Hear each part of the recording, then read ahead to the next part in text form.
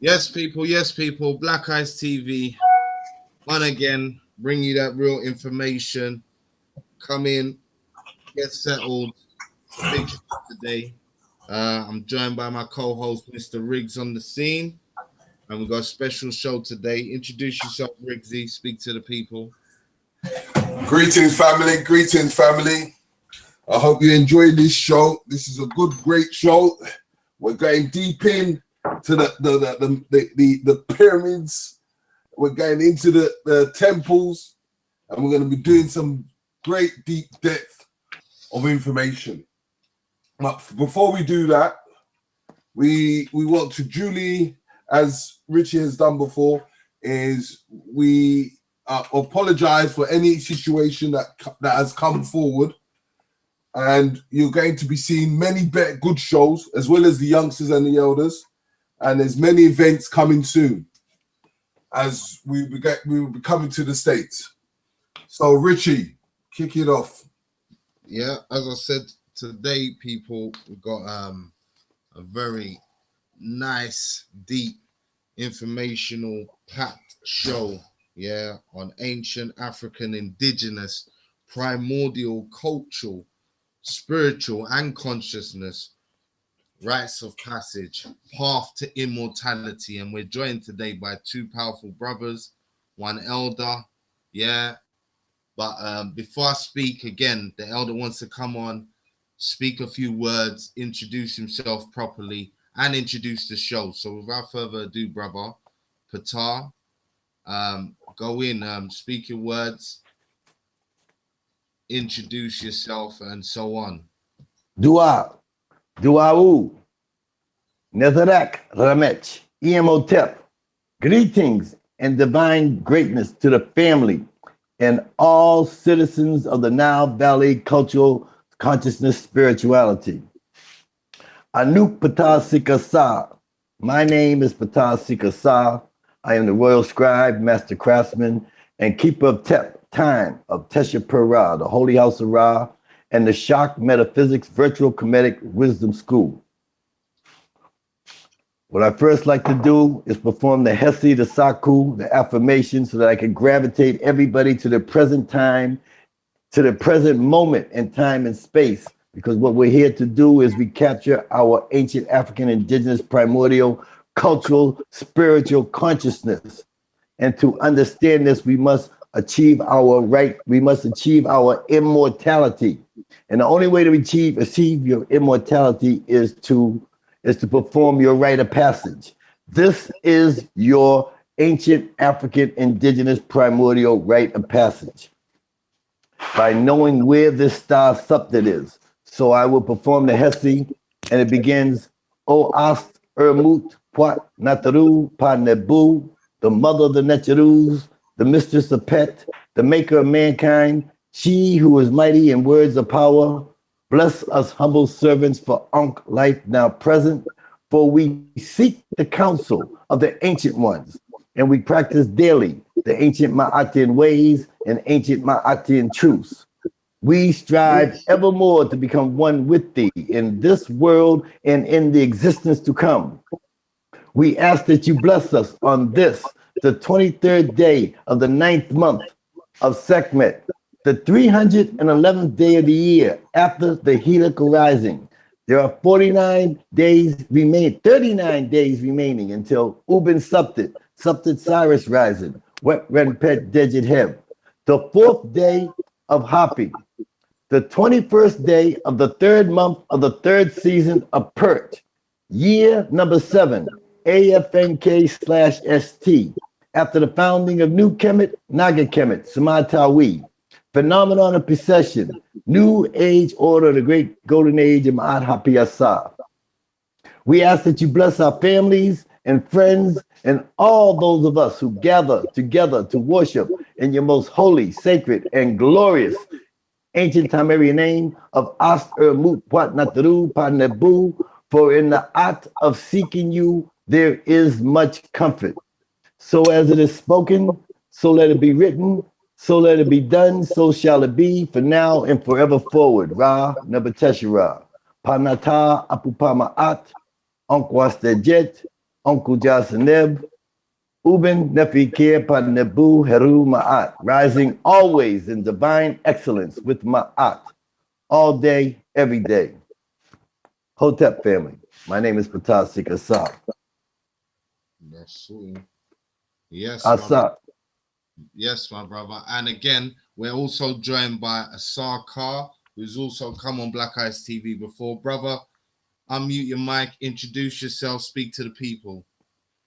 Immortality, Senet, Anquas the Jed, Uncle Jasanev, Inejarak Aku, Inejarak Netcheru, the Jed Hetep Nesu Netcheru, Amen Ra, Anquas the Jed, and Imhotep to all the listeners out there.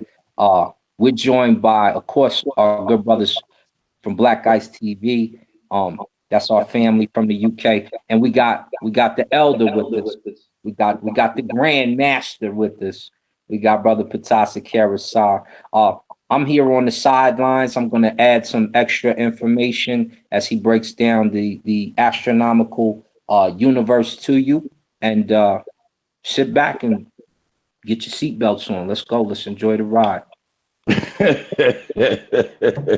Yeah, we're getting ready to go cosmic. So I advise everybody to get the oxygen mask and get the seatbelts on, because what we're going to do, since we have a lot of scholars listening, I'm not going to begin from a scholarly level. I'm going to take you right into the primeval ocean of nothingness. I'm going to let you breathe that primeval essence.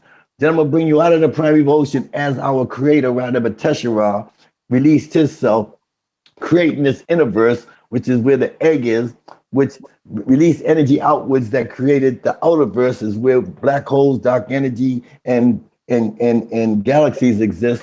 It was a realization of the universe that expands the universe. We're going to end up on our Milky Way galaxy, on our quadrant, down to our solar system. And then we're going to go into time and break it down. But first, we're going to go into the Zep-Tepi and everything else. Before I begin, would anyone like to say anything? No, brother. Like, again, as the people know, for those who are just joining in now, yeah, today is all about rites of passage, path to immortality. We're going to be covering, as I said, African spirituality. We're going to be going primordial.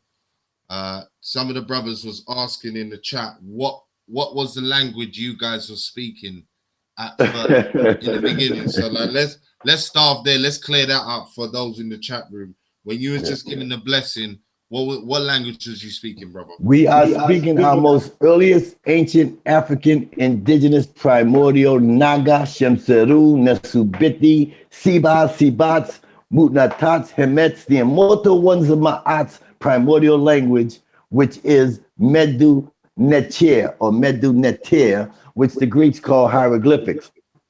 And yes, it has been translated. Now, the reason why we start from the Medu-Neter is because we're going to go right into this primeval ocean of nothingness, and we must understand that everything begins with sound. Everything begins with frequency. Everything begins with vibrations. Everything begins with the resonance. And this is where we begin to understand the Medu-Neter. So if you wouldn't understand, those who know a Medu-Neter and are practicing Medu-Neter, and those who are being introduced to Medu-Neter, the word Ren means name. It's the mouth. It's the mouth with the water sign. It means name. But if you spell it backwards and put the N on top, the water sign on top, and the mouth at the bottom, it means Ner. Ner means energy. So this is what we're talking about. Name and energy. We're talking about Usa, Medu, Nefer, Eker. Divine words of power. We're talking about Heka'u. Some would say Usa, Medu, Nefer, Eker. But for those in the temple, they would just say Heka or Heka'u, which means magic, which means the power. So, before I even begin, I would like to ask my elders for permission to speak. I would like the ancestors permission to speak. I would also call upon the Puatnataru, Panebu, the great company of gods and goddesses, for permission to speak. And I am a representative on the seat of the Shock Metaphysics Virtual Comedic Wisdom School. Please Google Philip Shock Matthews and the Shock Metaphysics Virtual Comedic Wisdom School, and you will be able to be associated to some of the great Sebas and Sebats of our time. And we have, and first I'd like to show respect to our great mother goddess, who is the most, our most revered and honorable Sebat, Reketi Amen, who has made this a living language. And then I would like to show my respect to Queen Afua, who has brought forth the diet, the living, so that we can begin to receive these vibrations and frequencies and this resonance that can attune us to this ancient African indigenous cultural spirituality that we now seek. We will go into the diet on the first part of this dissertation in a minute, because there ain't nothing I can tell you if your body's on a bad frequency. If you woke up this morning eating all them hot dogs and hamburgers and everything else that he's using to destroy our melanation, then today's not your first day. We're here to receive the path of immortality, and you achieve this by acquiring your first day. Many of our people have went lifetimes and never had their first day, meaning they never acquired the ability to experience the phenomenon of being. So you can have peace, serenity, tranquility. You can have knowledge and wisdom, but you're still the walking dead, because our ancestors knew of cosmic awareness. They knew of spiritual consciousness. They knew of universal enlightenment. And that means that you had the awareness of being, or the concept of self-creation. This is what I'm here to present to you. The concept of self-creation, which is missing in scholarship. I am not a scholar, but I have scholarship. I would never call myself a scholar, because if I do, I would be insulting my ancestors. I would be insulting the Tchr-Pr-Ras, because a scholar is a student of Plato, Aristotle, Eratosthenes, Aristarchus, whatever Greek you want to be. I am not a Greek and I am not a Roman. I am a Naga. I am a Shemsaru. I was born from the direct issue of Ra Tchr-Pr-Ra. Okay, we're going to go into the creation story in a minute. But first, let me begin by asking our ancestors, Reketi Amen, for permission to speak. The Terry Nelson, our great mother goddess in Boston, Massachusetts.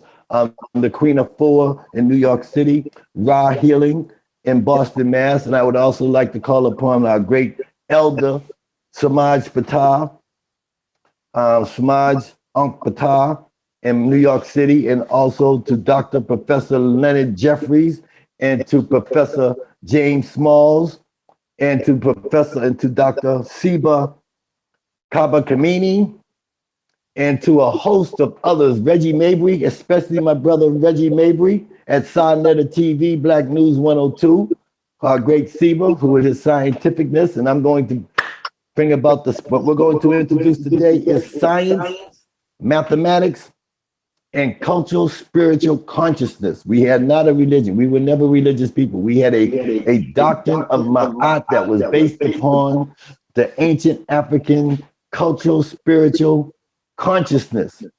When we was colonized, they introduced religion to us. But that's another story. Some people still want to use the word religion. We will be able to differentiate that from that and that and from that.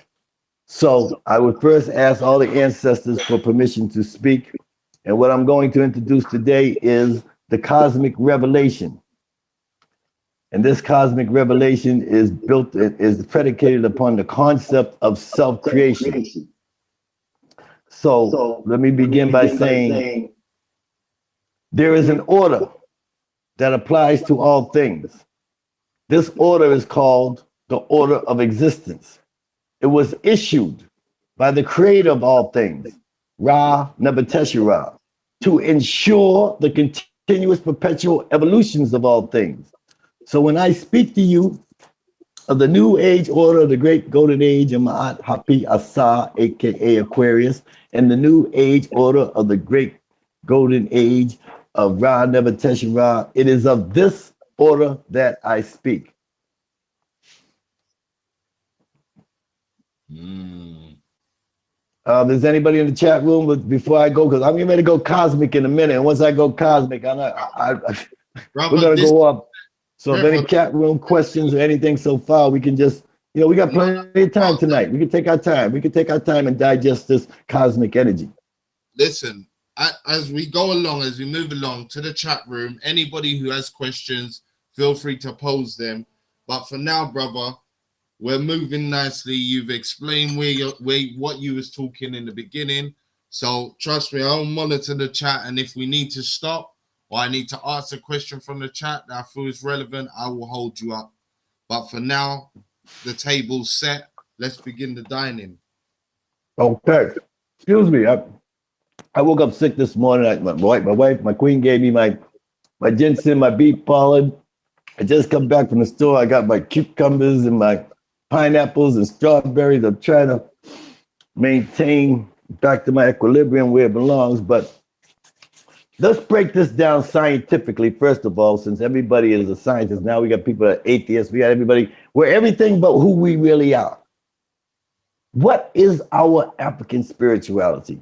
To trace our African spirituality back, we must go to its first primordial primary source, which is our Kemetic ancestors in the pre-dynastic time.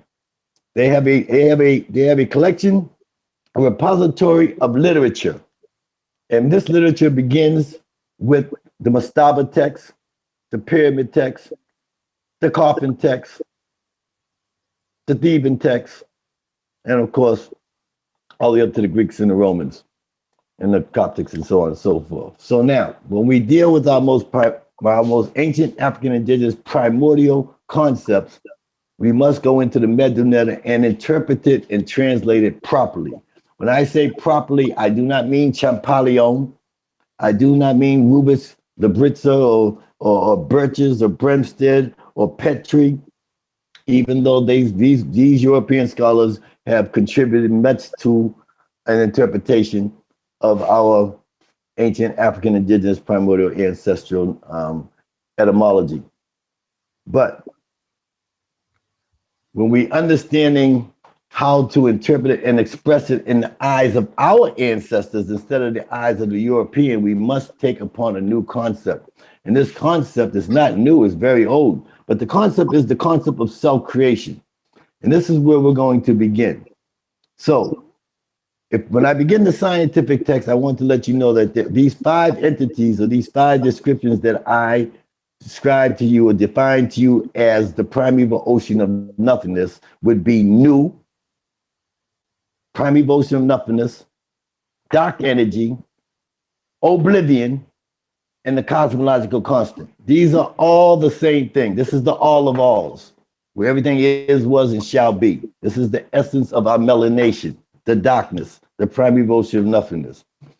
And to prove that light is not the fastest phenomenon known to man, as proclaimed by Einstein, who thought that light was the fastest moving phenomenon, which is speed at 186,000 miles per second. We know this is not true. And that matter, he also thought that matter could not be destroyed, only altered, changed, and rearranged.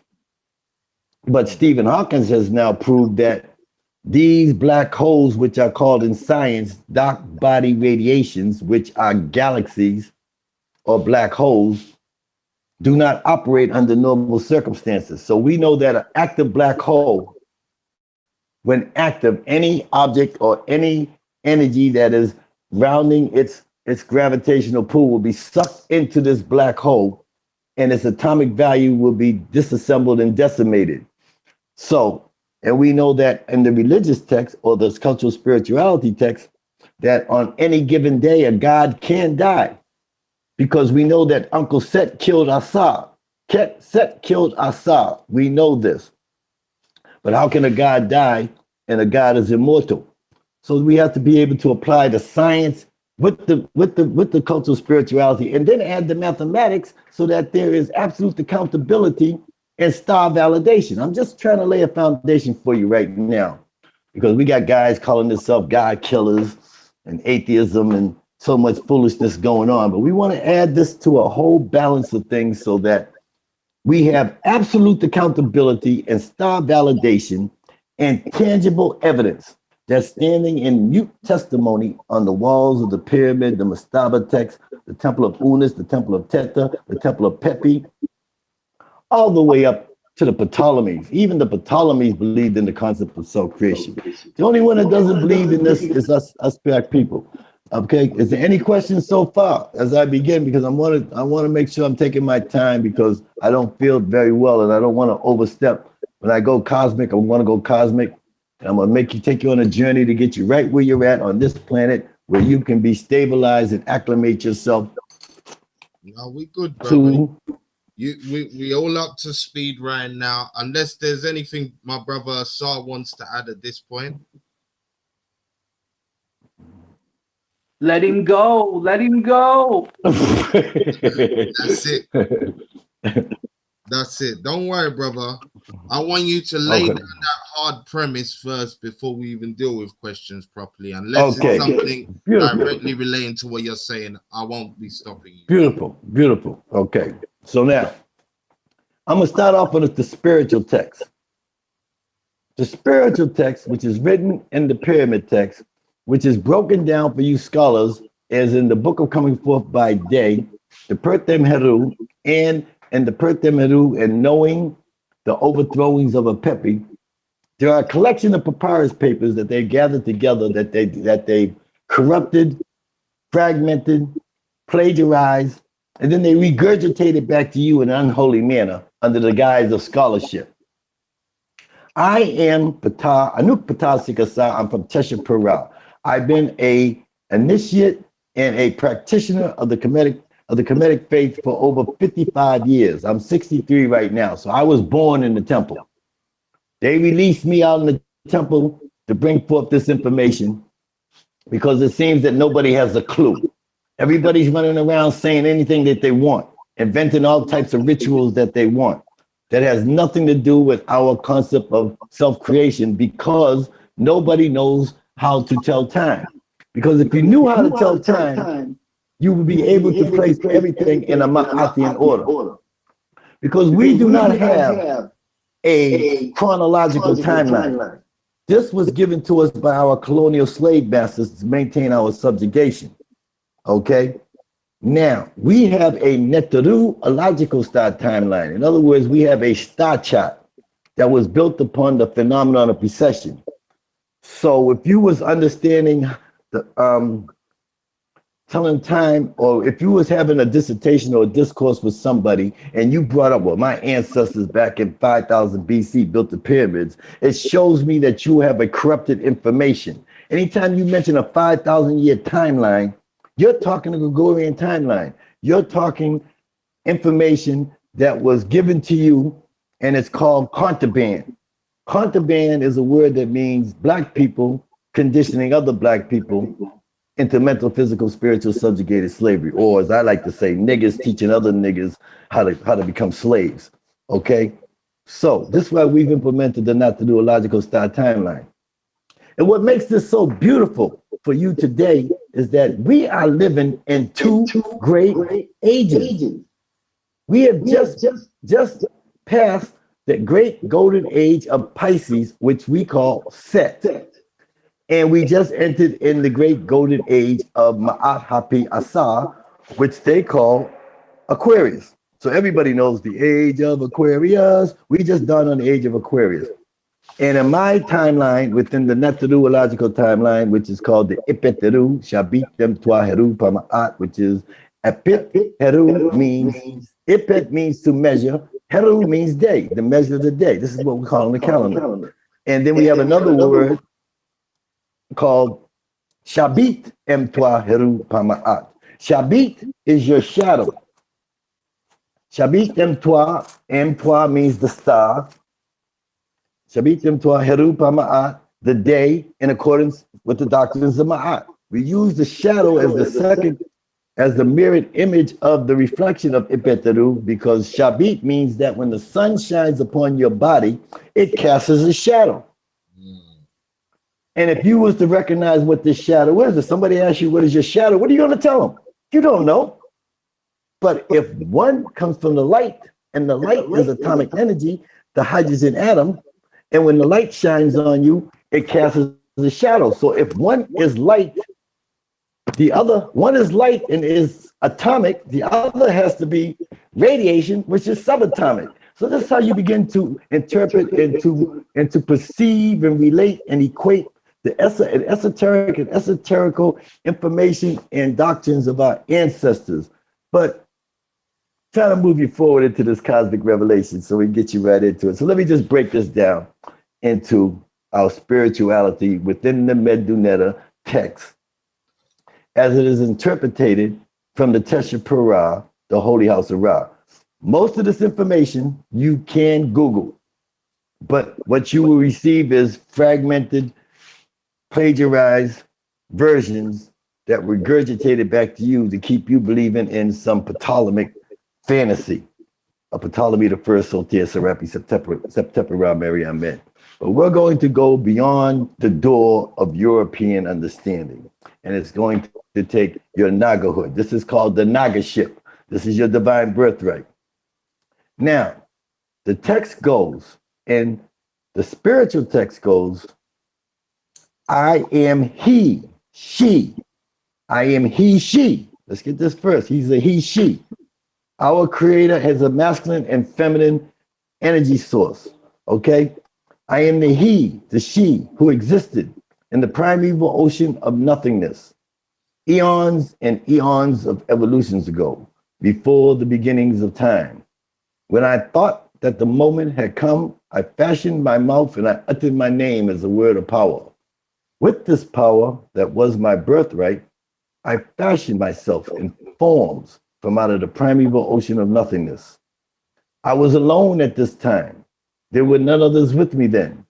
I am the beginnings of time which began when I took form and commanded the power. Now it came to pass that I found no place upon which I could stand. So I straightway brought forth from my own mind and thoughts the primeval mound from out of the primeval ocean of nothingness. Being that I was alone at this time, it pleased me to make others. So I went from being Tchr 1 to Tchr 3. I made these beings in the manner in which all things are made. I, Ra Nebuchadnezzar, the he, the she, the mother and father of all existence, I embraced my shadow, I grasped my member, and I loved myself. I issued forth the Tchr Shu, and I multiplied its forms millions and millions of times. I gather a portion of the remains and I swallowed them, and I spat forth Tefnut. And in similar manner, I multiplied her forms millions and millions of times. They are my heart and soul, twins born of the same birth. And where you find the one, you'll find the three, because the three is of the one is of the three. Shu and Tefnut had union, and they gave birth to Seb and Nut. And in similar manner, I multiplied their forms millions and millions of times. Seb and Nut had union, and from this union came forth the Netherus, Heru, Asar, Sut, Ast, and Nebhet. Asar and Ast gave birth to Heru, the younger, and Heru and Hetheru gave birth to the Shemsu-Herus, which are Mester, Hapi, Twanotep, and Quebsonov. And when all this is done and all things that come into being, I created each and every star, planet, asteroid, black hole, and thing of being. And if they wish to endure forever in the position that I stationed them, they must remain. And their movement is no drain on my powers. And it is I, Ra Nebuchadnezzar, who issue forth the order of existence. This comes out of the pyramid text, the Mastaba text, and mostly all the text, even if you look on the Mastaba, if you look at the dream stela of Jehutimus or Thutmose IV within the paws of the Sphinx, you'll see a stela. It's called the dream stela. And on the second paragraph, second register down, reading from right to left, you will see him interpreting this story of Nebuchadnezzar. So they called it, even Bowles, Birches, Bremstead calls our creator the self-created one, which they relate to Tchr-Pr-Ra, the self-created one, the beetle pushing the doom behind him, placing his germ within the doom, and then pushing it from east to west, and at the end of his journey, another beetle comes forth, and this is why it is esoterically interpreted as being a self-created one. Temu is a self-created one. Ptah is a self-created one. And Amen is a self-created one. Okay? Now, we know these to be self-created one because these four forces are part of the four primordial energy forces, which are defined to science. So we're going to have to relate this primordial cultural spirituality, consciousness text, divine doctrine has to be related and reflected scientifically and mathematically, or it has no value. Because our ancestors had absolute accountability and star validation. In other words, you could be Ray Charles with a walking stick. Oh yeah, that's right. That's definitely right. Okay? You could be a one-eyed cat peeping in a seafood store. You know, I try to keep a little humor here because once we go cosmic, I don't want that little Gerber in your brain to have a heart attack. Trying to get them out of that maze, back on that wheel, instead of turn them into Carl Lewis, okay? So you're already getting like that. Some of the people in the chat room are already getting lost. They're chasing their tails and wondering what's going on. Yeah. What is the problem? Do we have a problem, or can I continue? No, you can continue, brother. Like, as I'm telling them right now, this is one of them ones you're gonna have to rewind the tape for some of this. Some of the information, people, that you're hearing, you're going Absolutely. to have to rewind the tape. You're going to have to do some research to make the connection between what. Absolutely. What I say to them is that as you travel hither and thither upon the terrestrial plane, hither and thither, north, south, east, west, upon the terrestrial plane within the atomic domain, know you that this is the Perth Mheru Panebu, the chapter coming forth by day every, and knowing the continuous perpetual evolutions of Ra Never Tchr-Pr-Ra. So what I'm going to do now is break down the relationship of this primordial text that's written in Medunetta, and this is tangible evidence. This isn't just Ptah blowing smoke upon you. This is tangible evidence written in Medunetta and is reproduced in mostly all the pyramid texts and Mastaba texts and papyrus texts and coffin text. Seba, you mind if I step in for 2 seconds? That's what I've been waiting for. Slow me down. I'm waiting on you, Seba. Yes. So for the people in the chat, when he says the great Ishi, we go to, let's go right to the people we know were there, like the Maasai. So the Maasai people have a term for what you would call God. They call it Ingai. Ingai, when it's pronounced by females, is considered a she, and Ingai, when pronounced by the males, is considered a he. This is basic in African spirituality, and most cultures have the same situation. But the Maasai also have the term Tchr-Pr-Ra. This is how we know how to pronounce Ntr or Tchr-Pr-Ra, because they have the story of Ptah in their mythos, just to keep things kind of simplified for you. The rest, I'm gonna let him get astronomical. Keep going, Saber. Okay, so now let us break down with our African spirituality this primordial Medunetta text. The Creator says, I am he, she, who existed in the primeval ocean of nothingness, eons and eons of evolutions ago, before the beginnings of time. Okay? When I thought that the moment had come, I fashioned my mouth and I uttered my name as a word of power. With this power that was my birthright, I fashioned myself in forms. Let us stop right there. Let us review this information. So, the four primordial energy forces of existence in science, you should know, which are electromagnetism, weak force, strong force, and gravity. Okay. Now, in Medunetta, Temu, T-M-U, which is spelt with the T, which God in the sign list says it's a loaf of bread, which is not a loaf of bread.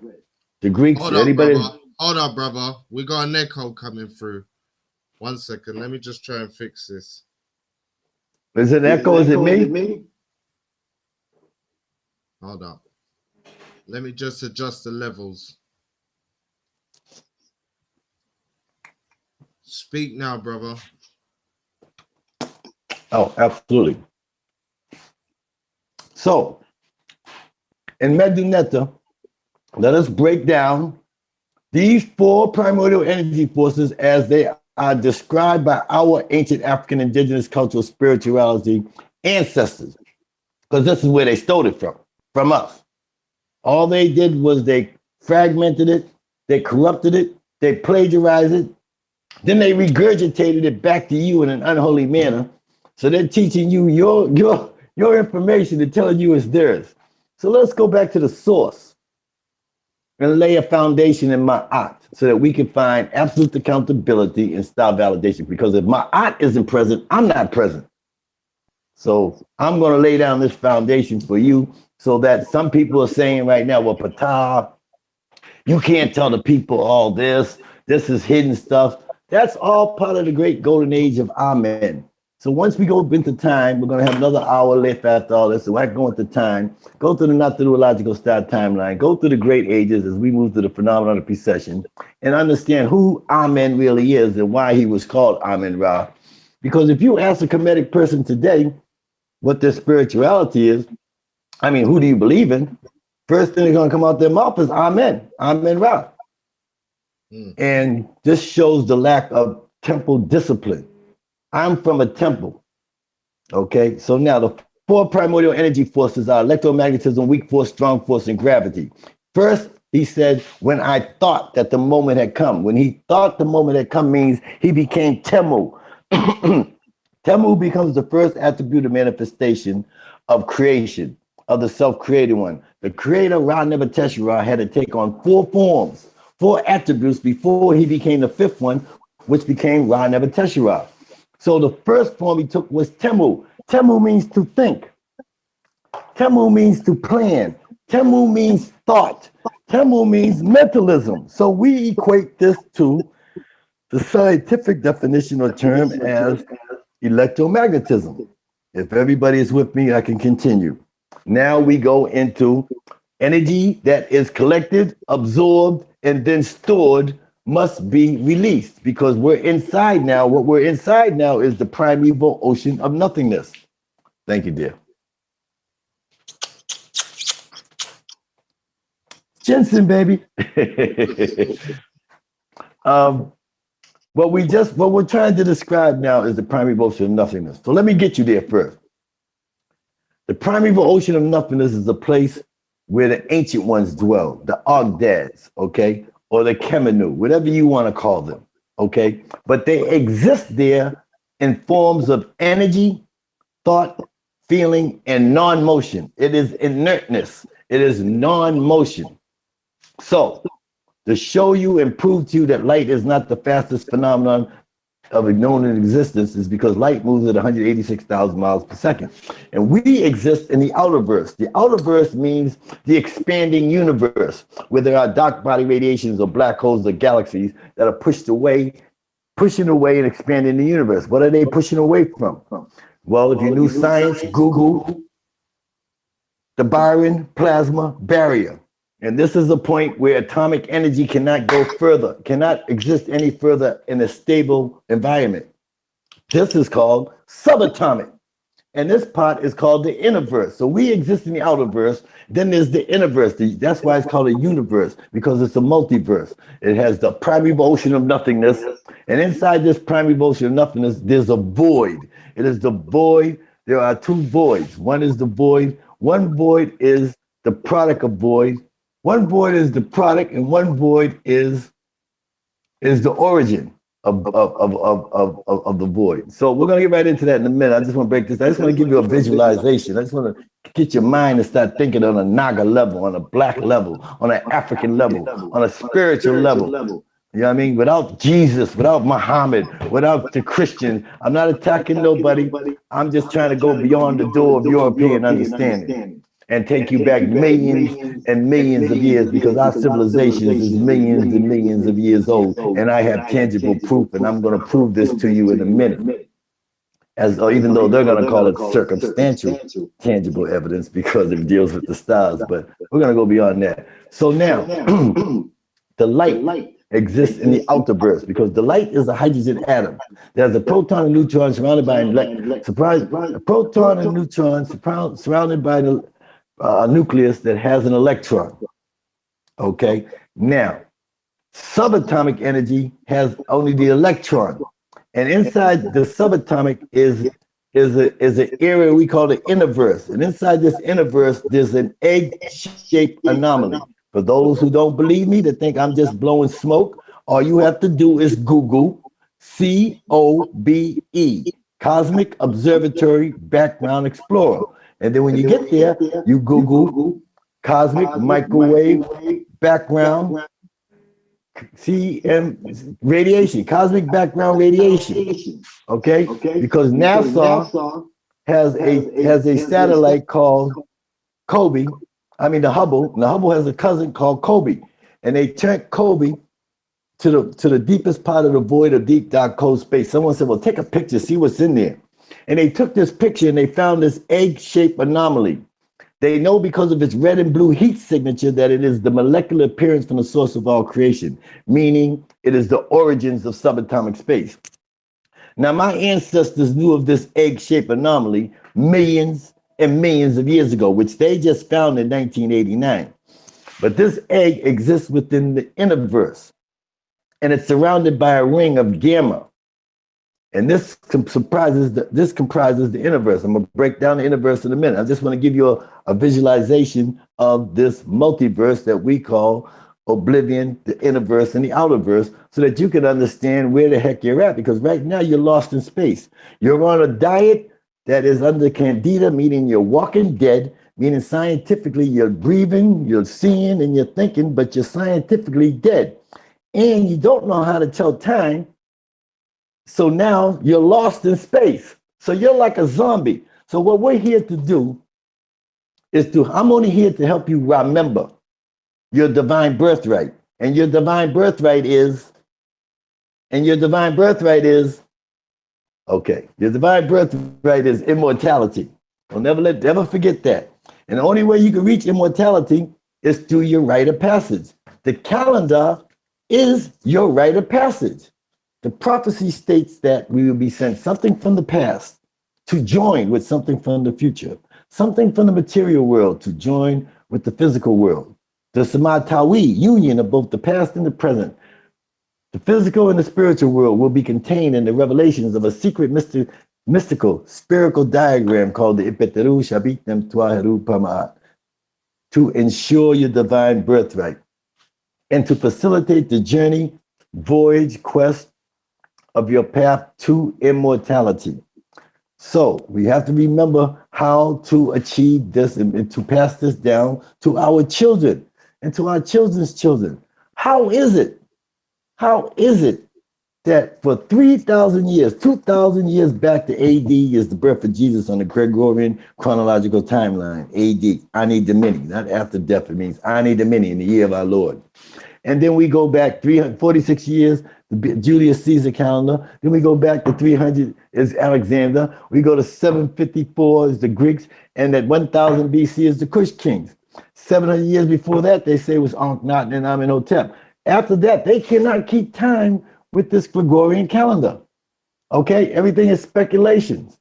But anyways, how is it that they can pass down to their children and their descendants how to maintain our mental, physical, spiritual subjugation, yet we cannot pass down for the last 3,000 years to our children and our descendants how to bring about our liberation and to receive our divine birthright, immortality.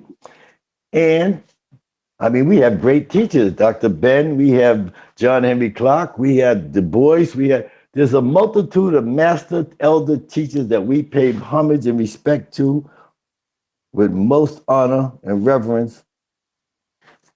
But somewhere down the line, somebody missed the lesson. And the lesson is yes.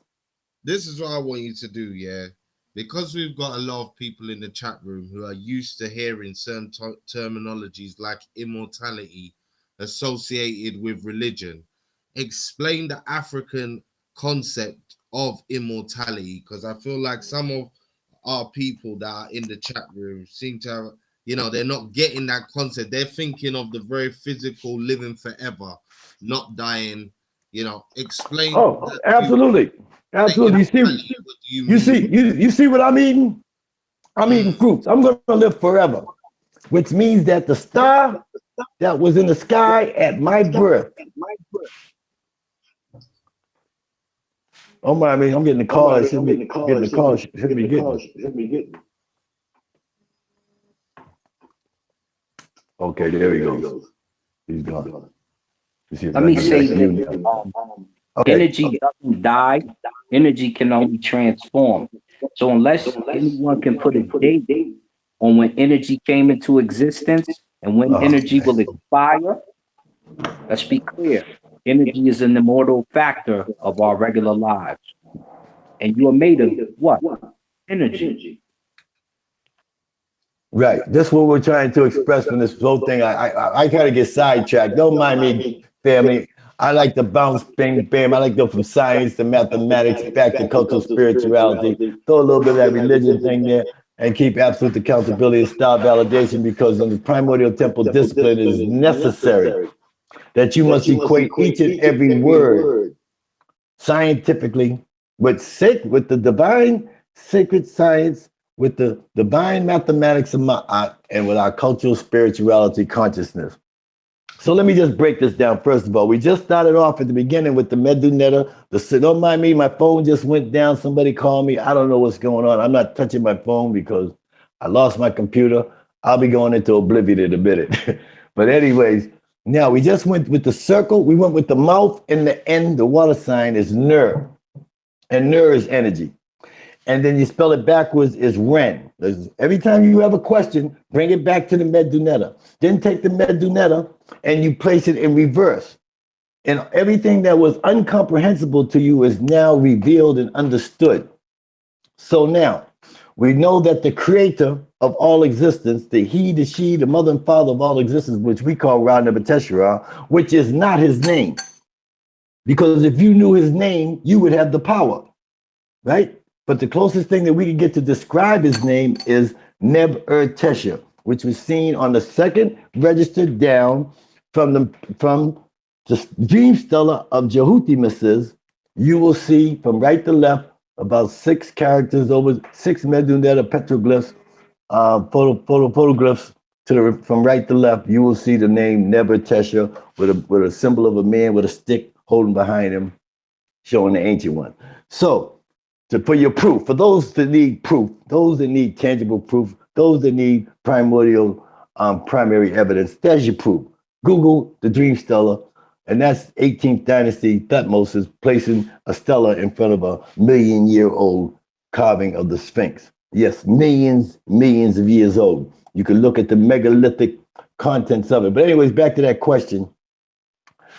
In the beginning, there is Ner, energy, and his name is Oblivion. In the end, there is Ner, energy, and his name also is Oblivion.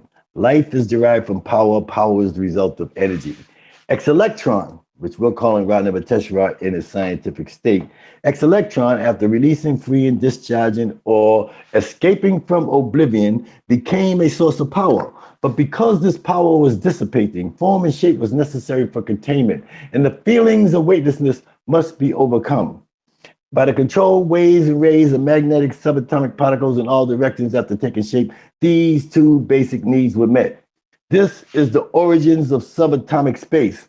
This is the story of the self-creation of Tchr-Ra.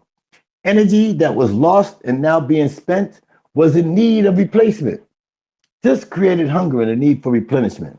All the energy was now being dispersed outwardly, allowing form and shape within the newly formed egg until it was forced to expand beyond itself.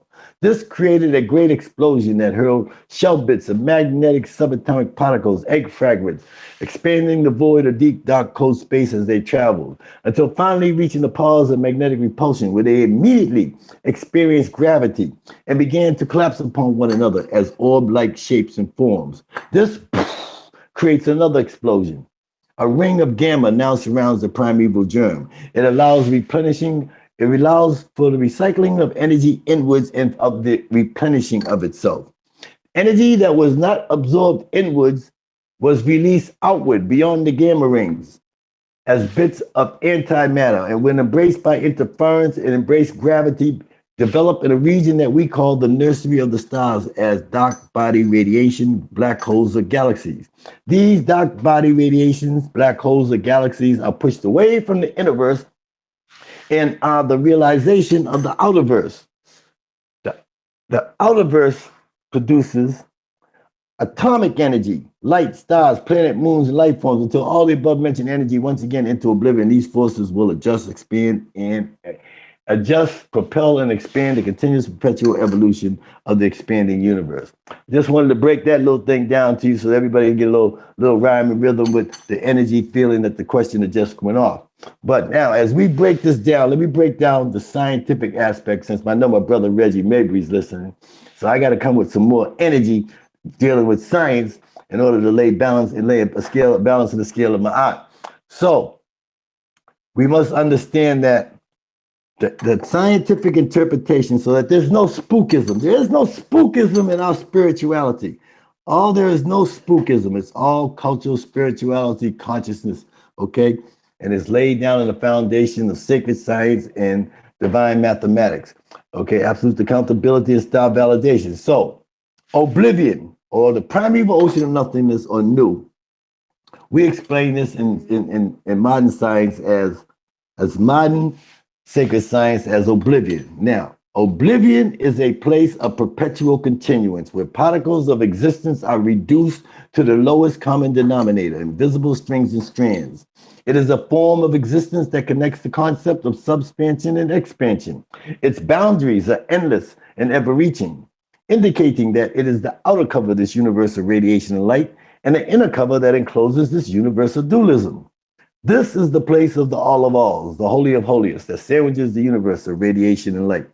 This qualifies it as the place or plane where matter can be reduced, absorbed, and then stored for the purpose of continuous perpetuation, where particles of radiation and light are collected for the redistribution process involved in continuous evolution. So what I just explained was oblivion, which can be also mirrored to nu, primeval ocean of nothingness, dark energy, oblivion, and the cosmological constants. These are all just different schools of thought, but I explained it under the laws of oblivion.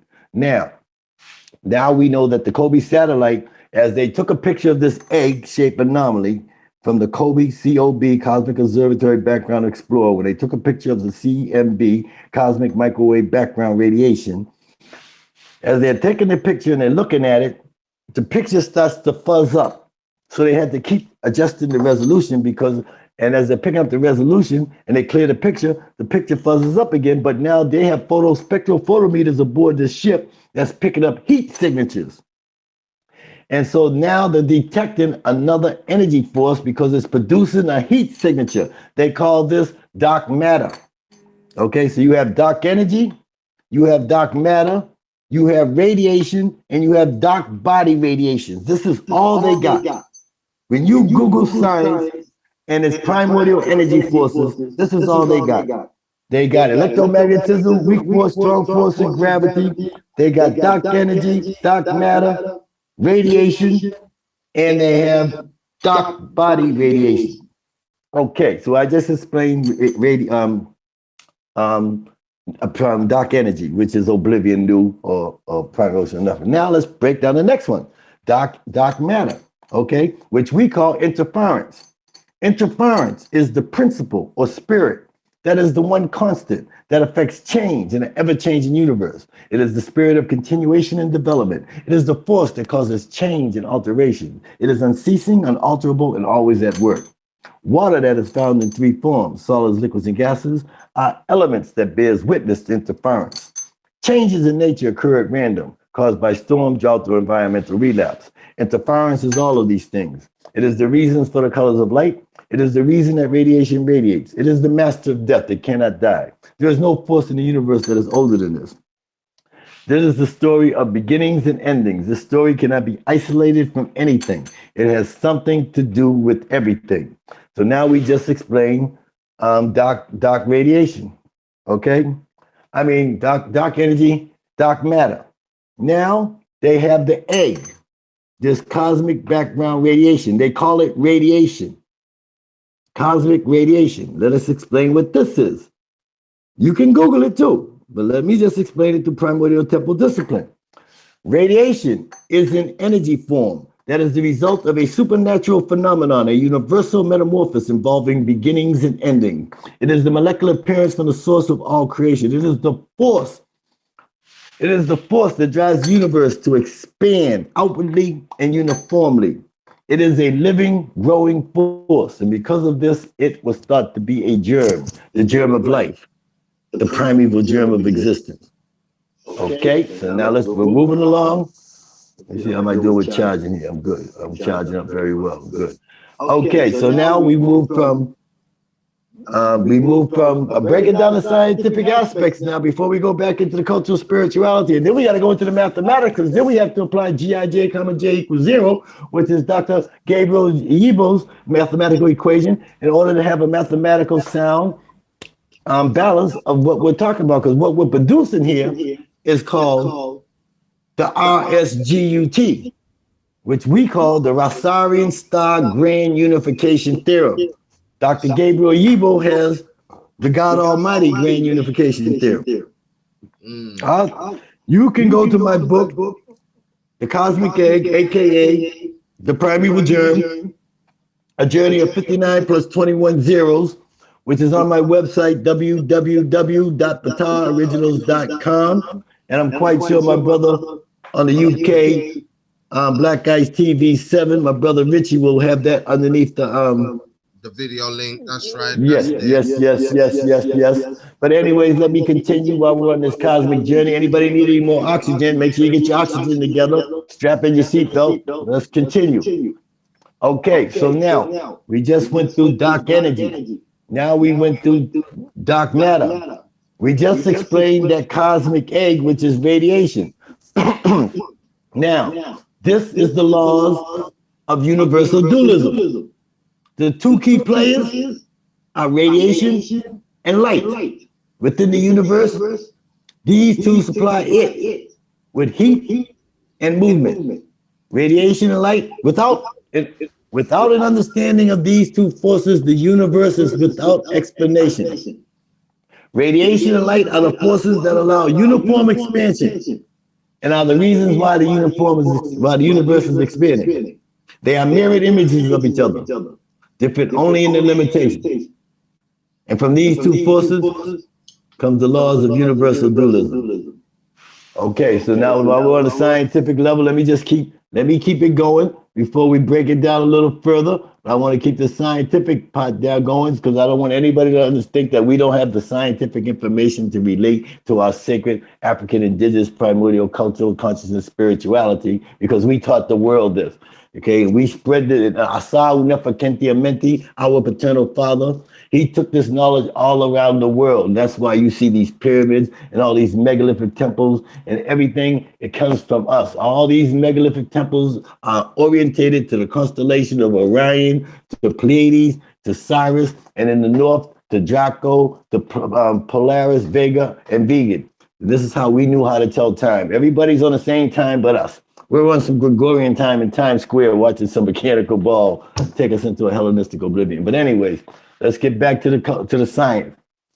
Behold, the laws of magnetic expansion, attraction, and repulsion. The void within the void and being. In considering the concept of magnetism, which produces the anomalies of expansion, attraction, and repulsion, 5 phenomenons must be understood. They are the two voids, heat, movement, and being. Without any single phenomenons, the others would not exist. They are interdependent upon one another, and their presence allows purpose, function, order, and law. One void is the result of being, and the other void is the product of being, which is new, primeval nothingness, dark energy, oblivion, cosmological constant. Okay, we just went through that, so everybody knows when we talk about one thing. That is to say that the void of deep, dark, cold space is a necessity, requirement of being, as are heat and movement, while the void of new, primordial nothingness, dark energy, oblivion, the cosmological constant, is the origin of being. The laws of magnetic expansion, attraction, and repulsion begin with the over, under, and understanding of these 5 phenomena. Something is always the result of something else, or something change is the result of a combination of these 5 anomalies, which are new, primary bullshit, nothingness, dark energy, oblivion, cosmological constant, and is devoid of beginnings and endings. So I'm gonna try to stop from saying all 5 of them and just say new or oblivion. Inside a black hole where matter can be destroyed, a door opens into oblivion. They are disassembled and decimated, and their atomic energy is absorbed. This place, region, domain, void, new, oblivion, is the capacitor of capacitance. Capacitance is the ability to collect and store energy, Tchr. This energy, Tchr, that is collected can also be released or discharged. From this energy, Tchr, that is collected and discharged comes the laws of attraction and repulsion. Harmonic strings and strands represent the quantum result of the total decimation of the atom, leaving behind invisible electron lines of the magnetic flux. Opposition or repulsion allows the expulsion of this energy in accordance to the laws of Ma'at, universal capacitance, which are mirrored in the realization that even black holes can be absorbed into oblivion by the process of over-consuming. Why would this not also apply to new, primordial nothingness, dark energy, oblivion, the cosmological constant? When the void is completely filled to capacitance, energy, Tchr, must be released. Can you still hear me there, brothers? Because my phone went out. I can hear you, brother. Okay, great. Because my phone is black. I don't know if I'm talking in oblivion or not. Bring back your camera so we can see you. I don't want to touch the phone. My phone is going. The government got control of it. CIA, MI6. I'm lucky to even be talking. So let me just finish this first before I touch my phone. X-electron, or Ra number Tchr-Pr-Ra, is this energy in principle. Let me repeat this. When the void is completely filled to capacitance, energy, Tchr, must be released. X-electron, Ra number Tchr-Pr-Ra, is this energy, Tchr, in principle, that is able to release itself and then seek out itself, overcoming the sensation of weightlessness, experiencing the phenomenon of being, or the ability to self-create. This would appear to be the beginning of radiation, linking it to the appearance of being. The red afterglow that was recently confirmed by Kobe, Cosmic Observatory Background Explorer, suggests that one is the result of the other. Sorry about that, I had to pop me one of them strawberries. The super telescopes have spotted the beginning of the universe, and most scientists, researchers, having knowledge of the most recent findings, concur that the birthing cradle of energy, Tchr, starts here.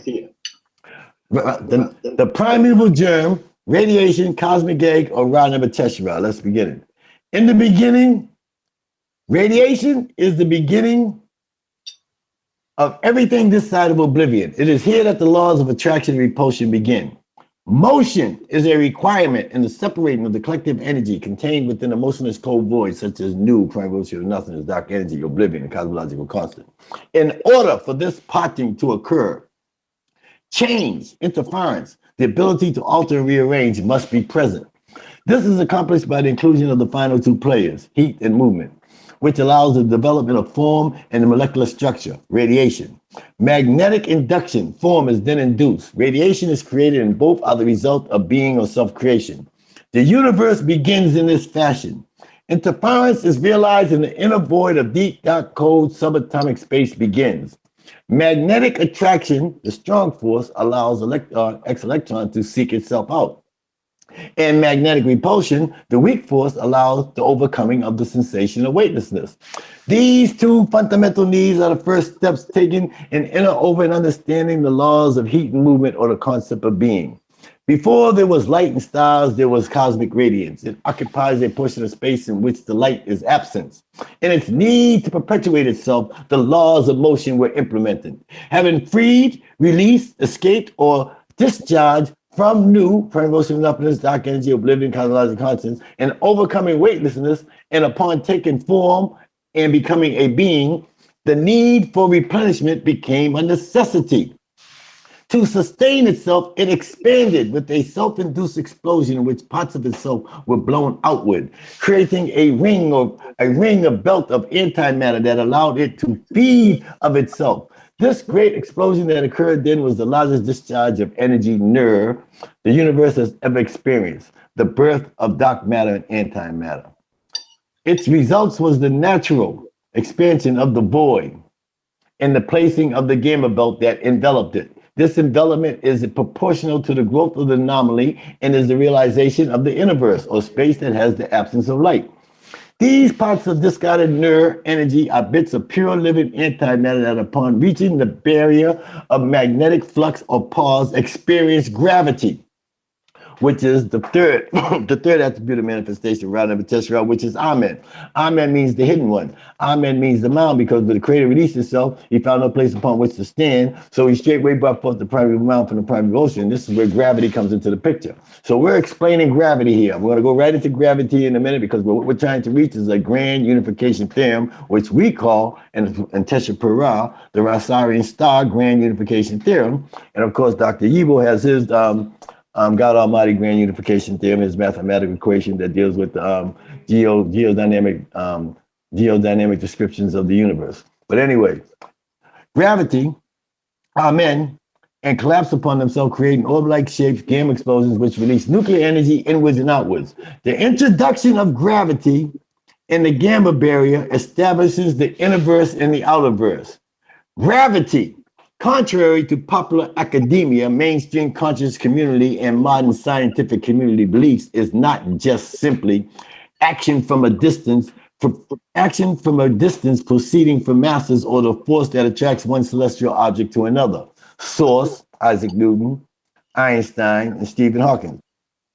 Gravity is the result of antimatter collapsing upon itself, producing gamma explosions, which release nuclear energy inwards and outwards. The energy nerve that is released inwards was, is, and always shall be absorbed by the self-created one, Ra-Nebuchadnezzar, or cosmic radiance. The energy nerve that escapes outward beyond the gamma rings is bits of pure antimatter that possess gravity, develop in a region or area we describe as the nursery of the stars, eventually becoming dark body radiation, or black holes, or galaxies. These dark body radiations, black holes, and galaxies are pushed away from the innerverse and are the realization of the outerverse. Until the collection of all the above mentioned energy once again into oblivion, new primordial nothingness, dark energy, the cosmological constant, these forces will adjust, propel, and expand proportionally and accordingly, the continuous perpetual evolution of the expanding universe. I have one more thing I want to explain to you before we stop, is the innerverse. This is where the egg's at. This primeval egg that you hang on your neck, on your wrist, on your finger, that ankh. Let me explain the innerverse. The innerverse is a place of subatomic emissions where particles of repulsive energy, NER, are converted into a form of digestive radiation that is absorbed by the self-created one, Ra-Nebuchadnezzar, allowing continuous growth and perpetual evolution. This is just a small breakdown of the scientific aspects of our cultural spirituality that deals scientifically, mathematically, and with our cultural spiritual consciousness, with absolute accountability and style validations. We're laying a foundation in my art so that now when we go into the spiritual part of it, we can relate this to this scientific aspect, so no one can say that we have no scientific formation to deal with our cultural spirituality, which makes us mean that we have spookism.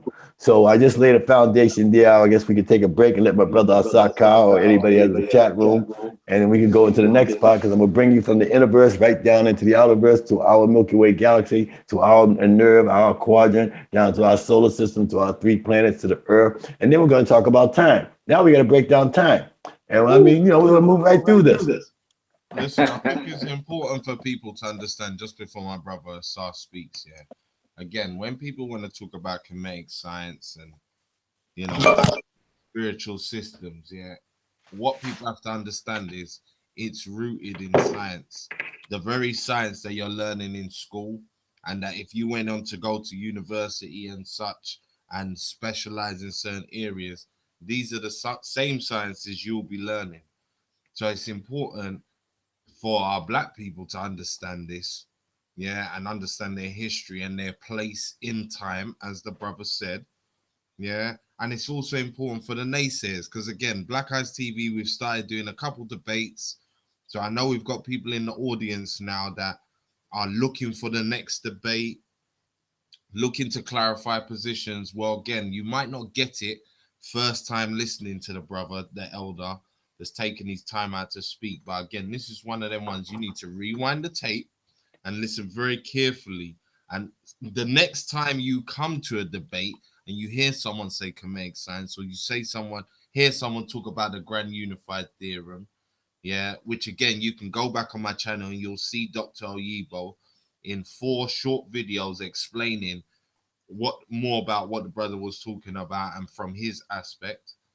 But this is the time to take this in, and that way when the debates restart, when the conversations in certain aspects start again, you'll have a better seat in understanding what's being said and the connotations to it. Yeah, brother ASAR, when you're ready, brother, speak on it. Absolutely. Let me get an elder some time. Let me break some of this stuff down and put it in some Medu-Neter terms so that it's a little simplified for you. First of all, when he's talking about that cosmic egg and what have you, he's talking about the Big Bang. You can still see the Big Bang's radiating in your sky, in your universe, even with your naked eye. And if you go to the scientists' telescopes, the bigger telescopes, they can visualize it even bigger through those big telescopes. If you ever been to some of the what do they call your planetariums in your cities and countries. So that's one aspect. The other thing I'm just going to go into, let me break a few things down. Akimu-Urchu. Akimu-Urchu, I'll say it again. That term means the never resting stars. This is a Medu-Neter term. What those are the planets that process through the constellation of the zodiac. And they rise and they set daily from east to west horizons. Simple enough?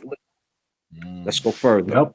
The Akemu Seku, the imperishable ones, also known as the unchanging pole stars in the high sky locations.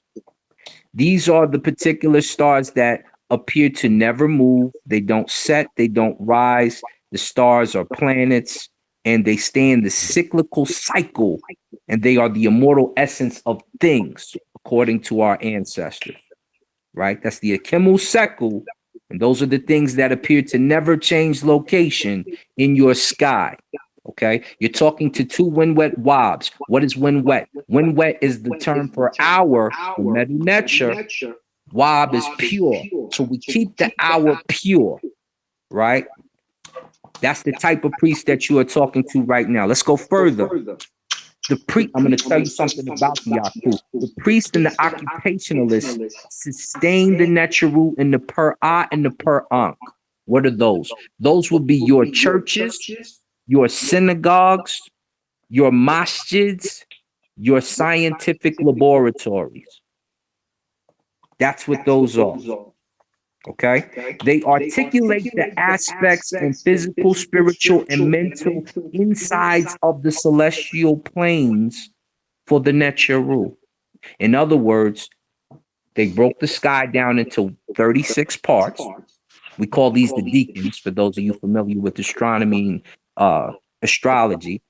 They broke the sky down into 36 parts, and every 136th, meaning as your month moves throughout the year, they considered the Ka of a certain Neter to be a part of that part of the sky, because you could see that particular Tchr-Pr-Ra through the constellations. You could see the body of that Tchr-Pr-Ra in the constellations, so they knew what part of the day, they knew what part of the month they were in, they understood the part of the year they were in. Just simplifying for you. Let's go a little deeper. The priest would study from sun up to sundown concerning these things, these calculations. The seasons were equated to the rising and lowering effects of the happy river. We can find the astronomical records as far back as the Old Kingdom. So this is just not Middle Kingdom, New Kingdom stuff when it comes to the dynasties of ancient Kemet and even ancient Nahesi, or Nubia, as you would call it, right? So we can even find astronomical terms as far back as King Jair's tomb. So you look up King Jair, look up astronomical items, you'll find them in his tomb. Let's go further. Celestial records were kept during the different seasons of the year for usage in the Per-Ankh and the Per-Ah. These bodies contain the Ka of the Tchr-Pr-Ra, which encompassed a spiritual event. This is what I just finished telling you.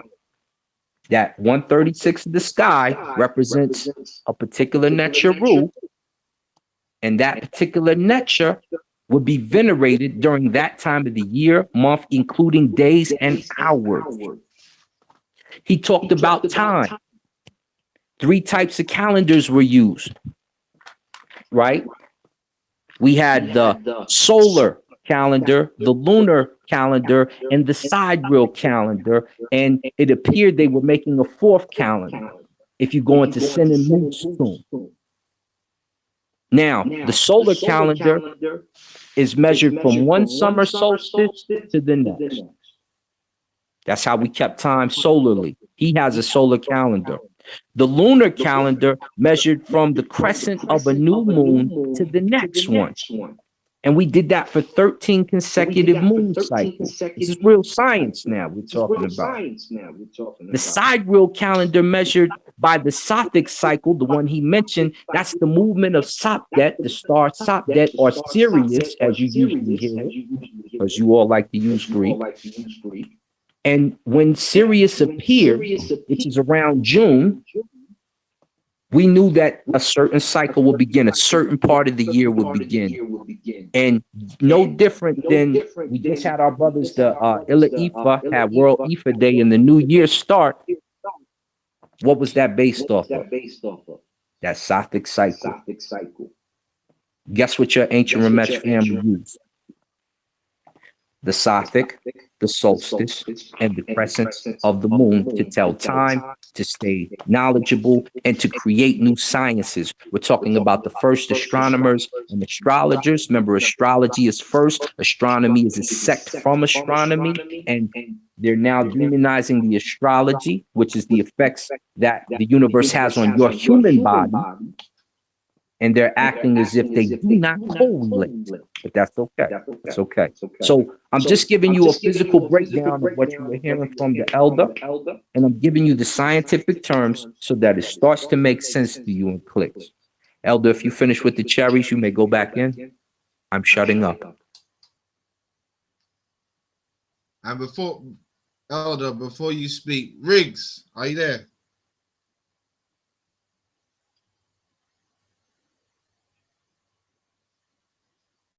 You there, Elder?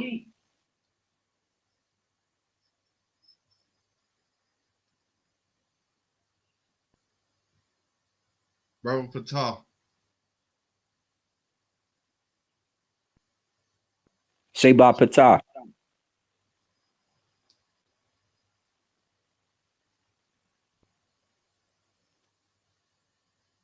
Might have lost them.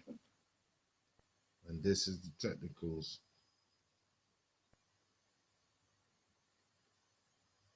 Yeah, I think we're having a little issue there with his mic. We'll try and get him back in. Brother ASAR, again, just continue on the connection between what was being said, because again, I think some people are disconnected between the science of astronomical bodies and how that affects you on the planet. Right. How that affects you as a character. how that affects you as works. I mean, a lot of people I'm seeing in the chats of our new audience members, especially from the debate scene, they see it as a magic. They see it as a Magic. What? that's the term I'm seeing, you know, and that's what I'm saying. It, It's funny you know that what though? It is a type of hecker. It is a type of hecker because all things that bring forth a Tchr-Pr-Ra, a new scientific moment, are hecker. It is magic. So understand when we talk about astronomical bodies affecting you, remember astronomical bodies also affect the things on Earth. Your tide from your ocean rolls back and forth from what? The moon cycle that affects it, right? mm, Your your grass grows and your trees grow and their limbs fall off due to what? The those sun being seasonal closer, cycles. That's it. further away from the earth. The earth tilting on its axis. You not getting as much sun during this part of the season. That's all we're talking about. So if you see the effects on the other things surrounding you that are on earth, what makes you think that you won't be affected by these same things that take place on a regular basis?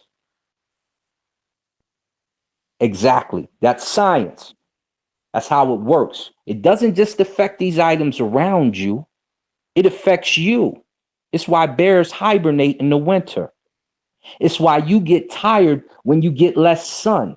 It's why when the sun hits your head and face, it releases dopamine, which makes you happy.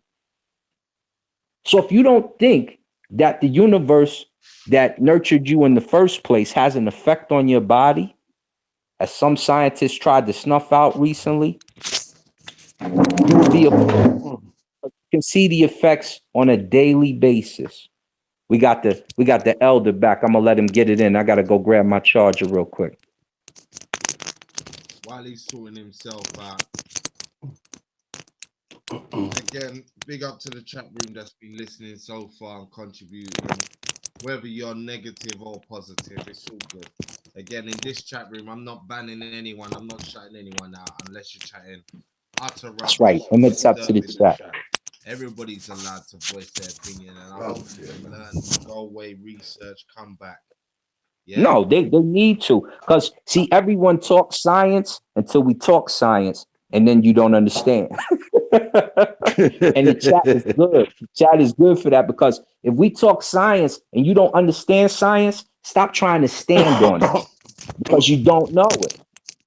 You don't know it. If I ask you a simple question like, how do the seasons take place, or if I ask you what makes a solstice, and you can't answer, you don't really know science, do you? So if you stand on science or mathematics, right? Right. It's important that you start to understand this. And to understand the mathematics of science, it takes trigonometry and it takes calculus. So it's important that you start to get involved in these particular things. So it's good to ask the questions. I definitely welcome them. Absolutely. That's it. How you doing, brother? You back with us? Uncle Seth's over here beat me with a baseball bat, man. You know what I'm saying? I'm in and out. I don't know if I'm transmitting. I don't know what's going on. My computer's crashing. My phone's acting up. Okay, so that was beautiful. Beautiful Siba ASAR KA. We appreciate all your divine information that you just disseminated. So we just got through I just got through bringing forth. So what I wanted to present was the Rosarian star grand unification. I just wanted to give you a description of the origins of existence and the creation development of the universe. But when you start to listen, when you understand the Kemetic rites and passage, then you would have to understand the Kemenu, you would have to understand the Memphis text, the Heliopolis text, the Theban text, and so on and so forth. And without understanding how to tell time, it's impossible.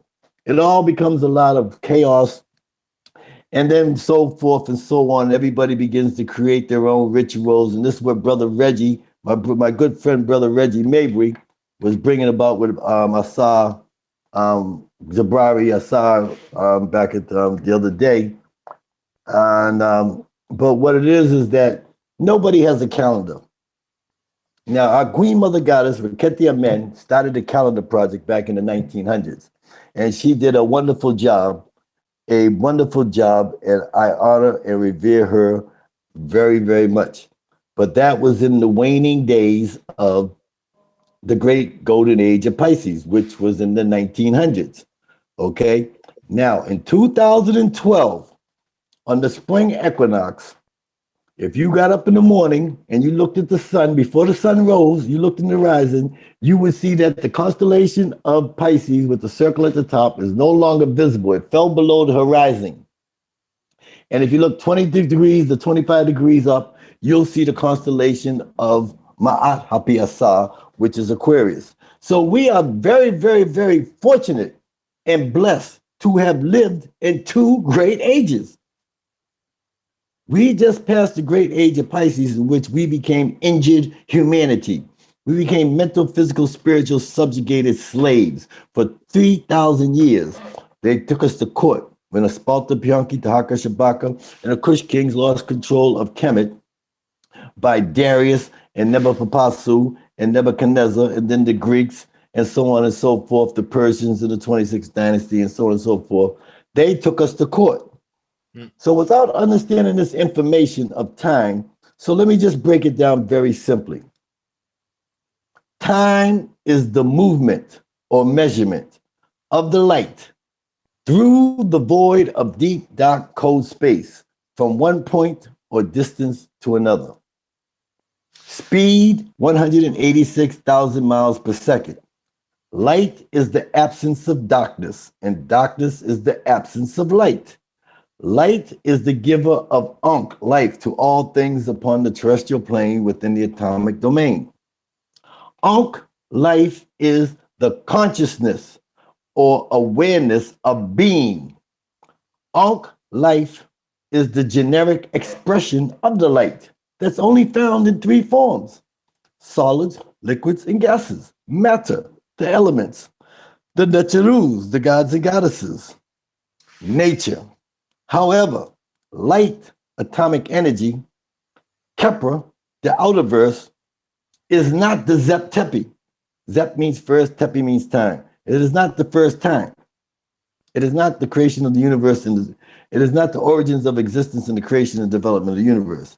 Light has a mirrored reflection, which is radiation. Okay?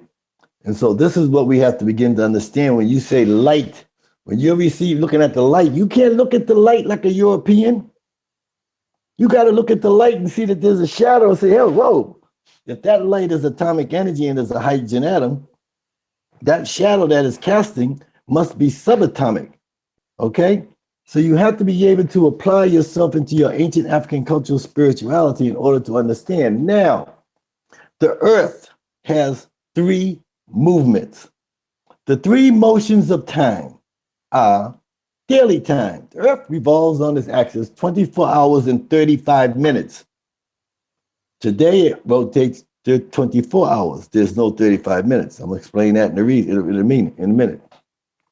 The second movement of time is the earth revolves around the sun 360 days in a year. Okay, it's not 365 and a quarter. It's only 360 days, because I'm going to explain that in a minute. This is what the Greeks couldn't understand, because they could not relate to our African cultural spirituality. So they corrupted, they fragmented, they plagiarized, and they regurgitated it back to you in an unholy manner, and you love it. You love every minute of it. You love it. But now let's try to straighten this out and help us remember. Trying to keep a little comedy here, because, we're getting ready to go deep into our spirituality, and I don't want no one to catch a conniption up in this joint, okay? So now, we have the second motion of time is the earth revolving around the sun, which is yearly time. Now, we know that the earth, as it rotates, it tilted on its axis 23.5 degrees from vertical north, which creates a wobble. This wobbling creates the phenomenon of precession, which takes 26,000 years for one wobble. Simple, very simple. One wobble of the earth as it's rotating and revolving. One complete wobble means that our sun has passed through each and every sign of the zodiac, which is called the phenomenon of precession or the precession of the equinox.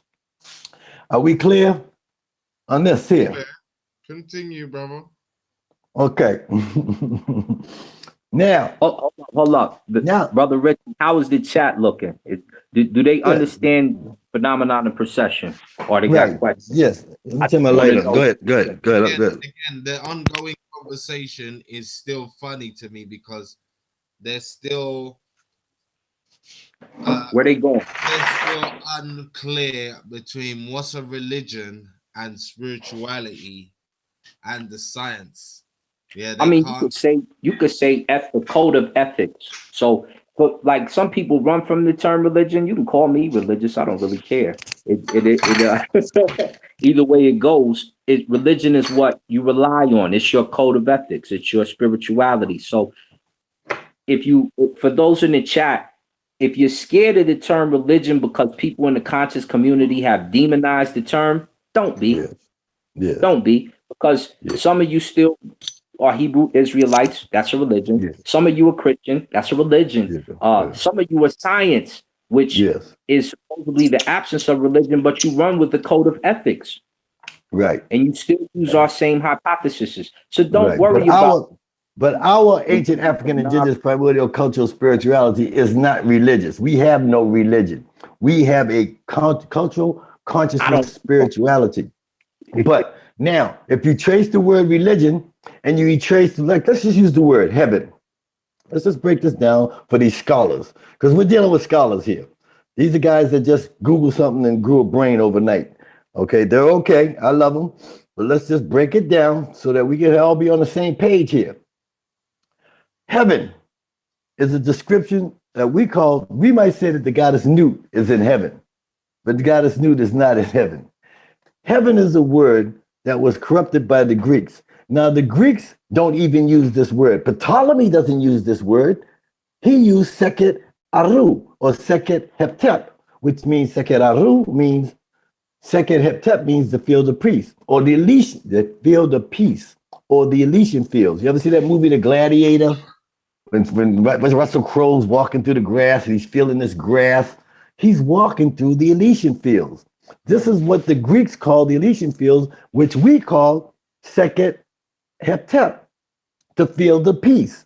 And when this field of peace, this is just a part-time layover. You know, like you're going to Egypt, you got to take a transfer flight. It's the same way getting to the stars, to your immortality. Your immortality is to be Ra-born, Ra-nu as a star.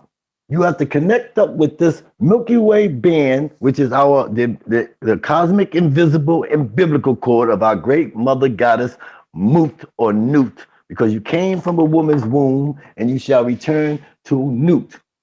Nut hooks up with this Milky Way galaxy. And this Milky Way galaxy produces light stars, planet, moons, and life forms, and it expands the universe. And this is what it's meant to be, Ra-born, Ra-nu as a star. You're connecting back to our primordial source of existence, of expanding with the universe. And this is proven by looking at any Egyptian or Kemetic tomb. Just look on the ceiling. What do you see? Stars. So the message is definitely clear. But anyways, so to begin to understand your cultural spirituality, that's why what I do is I take your cosmic so that the Greeks and the Romans and the Islams and everybody else doesn't even come into a picture. Okay, the Islam comes in at 500 AD. That's after the death of Ani Domini, right? And Ptolemy and his foolishness only comes in 300 years in BCE. So first you got to learn how to tell time before you can even begin to dissertate, to have a conversation on an intelligent level, to make you a Naga. Now you can having a conversation and just shoot the breeze like a Roman and a Greek and a scholar. All the scholars do is shoot breeze. A scholar is a shit blower because all they're talking is something that some Greek and Roman taught you. I'm telling you about your ancient African indigenous primordial ancestors that's written in stone. I'm not trying to cause no problems here. I'm just unapologetic. I don't have no one to answer to. I don't have to go to no college. I don't have to look for no $150,000 a year thing because they wouldn't even accept me in the college because I'm going to destroy it from the ground up. But what you have to understand is that when you understand in the concept of time, you have to, though, go into the public domain, which is the scholarship, and you Google it. So for you scholars who have a wireless device, Google first calendar reform. This is what it all happened, okay? How is it that we can wake up every day and maintain being slaves and black lives don't matter, and you don't even know why black lives don't matter? Your black life don't matter because it ain't mattered for 3,000 years. They made a decree in equity. All the kingdoms took us to court after Darius. This is Nebuchadnezzar, and the Greeks. They all took us to court when they took over Egypt. They were all fighting over Africa and Egypt for all our gold and our resources and our spirituality and everything that they stole from us today. They took us to court. We wasn't even present. And they issued a decree. It's called execution of judgment. That judgment was that there will never again on this planet be a global Naga rule. Okay? They nipped this shit at the bud. It's called the Hellenistic Paradigm Doctrines of Injured Humanity. Everybody knows this. All theologians know this. All ecclesiastic people know this in the church. Everybody knows this, but black people, you've been taken to court for 400 years in America. The Arabs been enslaving us since the AD. They've been enslaving. They took 50 million people from out of Africa and only brought 2 million back up to Egypt. They killed the rest of us. They ate us.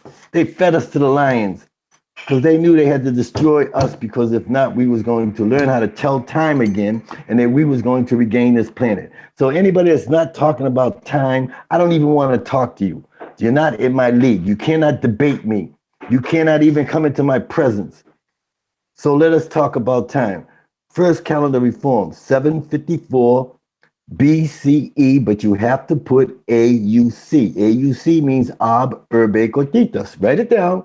AB Urbe, URBE, Cortita, CORDITA. Ab Urbe Cortita is Latin for upon the founding of the city of Rome. That's all we know is Roman and Greek. That's all we know. Then the Coptic, they stole it to the Coptic. The Coptic came from the hierarch. The hierarch came from the Medunetta. And okay, so it's all corrupted, but we're going to have to put the pieces of the puzzle together. And only together can we achieve greatness. That's why we have the United States and the UK and Black Ice TV 7 with Brother Richie and Terry.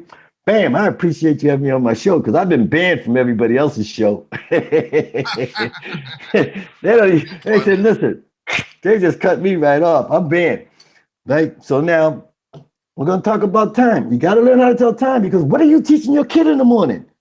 You're teaching them a Gregorian calendar, Sunday, Monday, Tuesday, Wednesday, Thursday, Friday, Saturday. Sunday is still African, the day of the sun.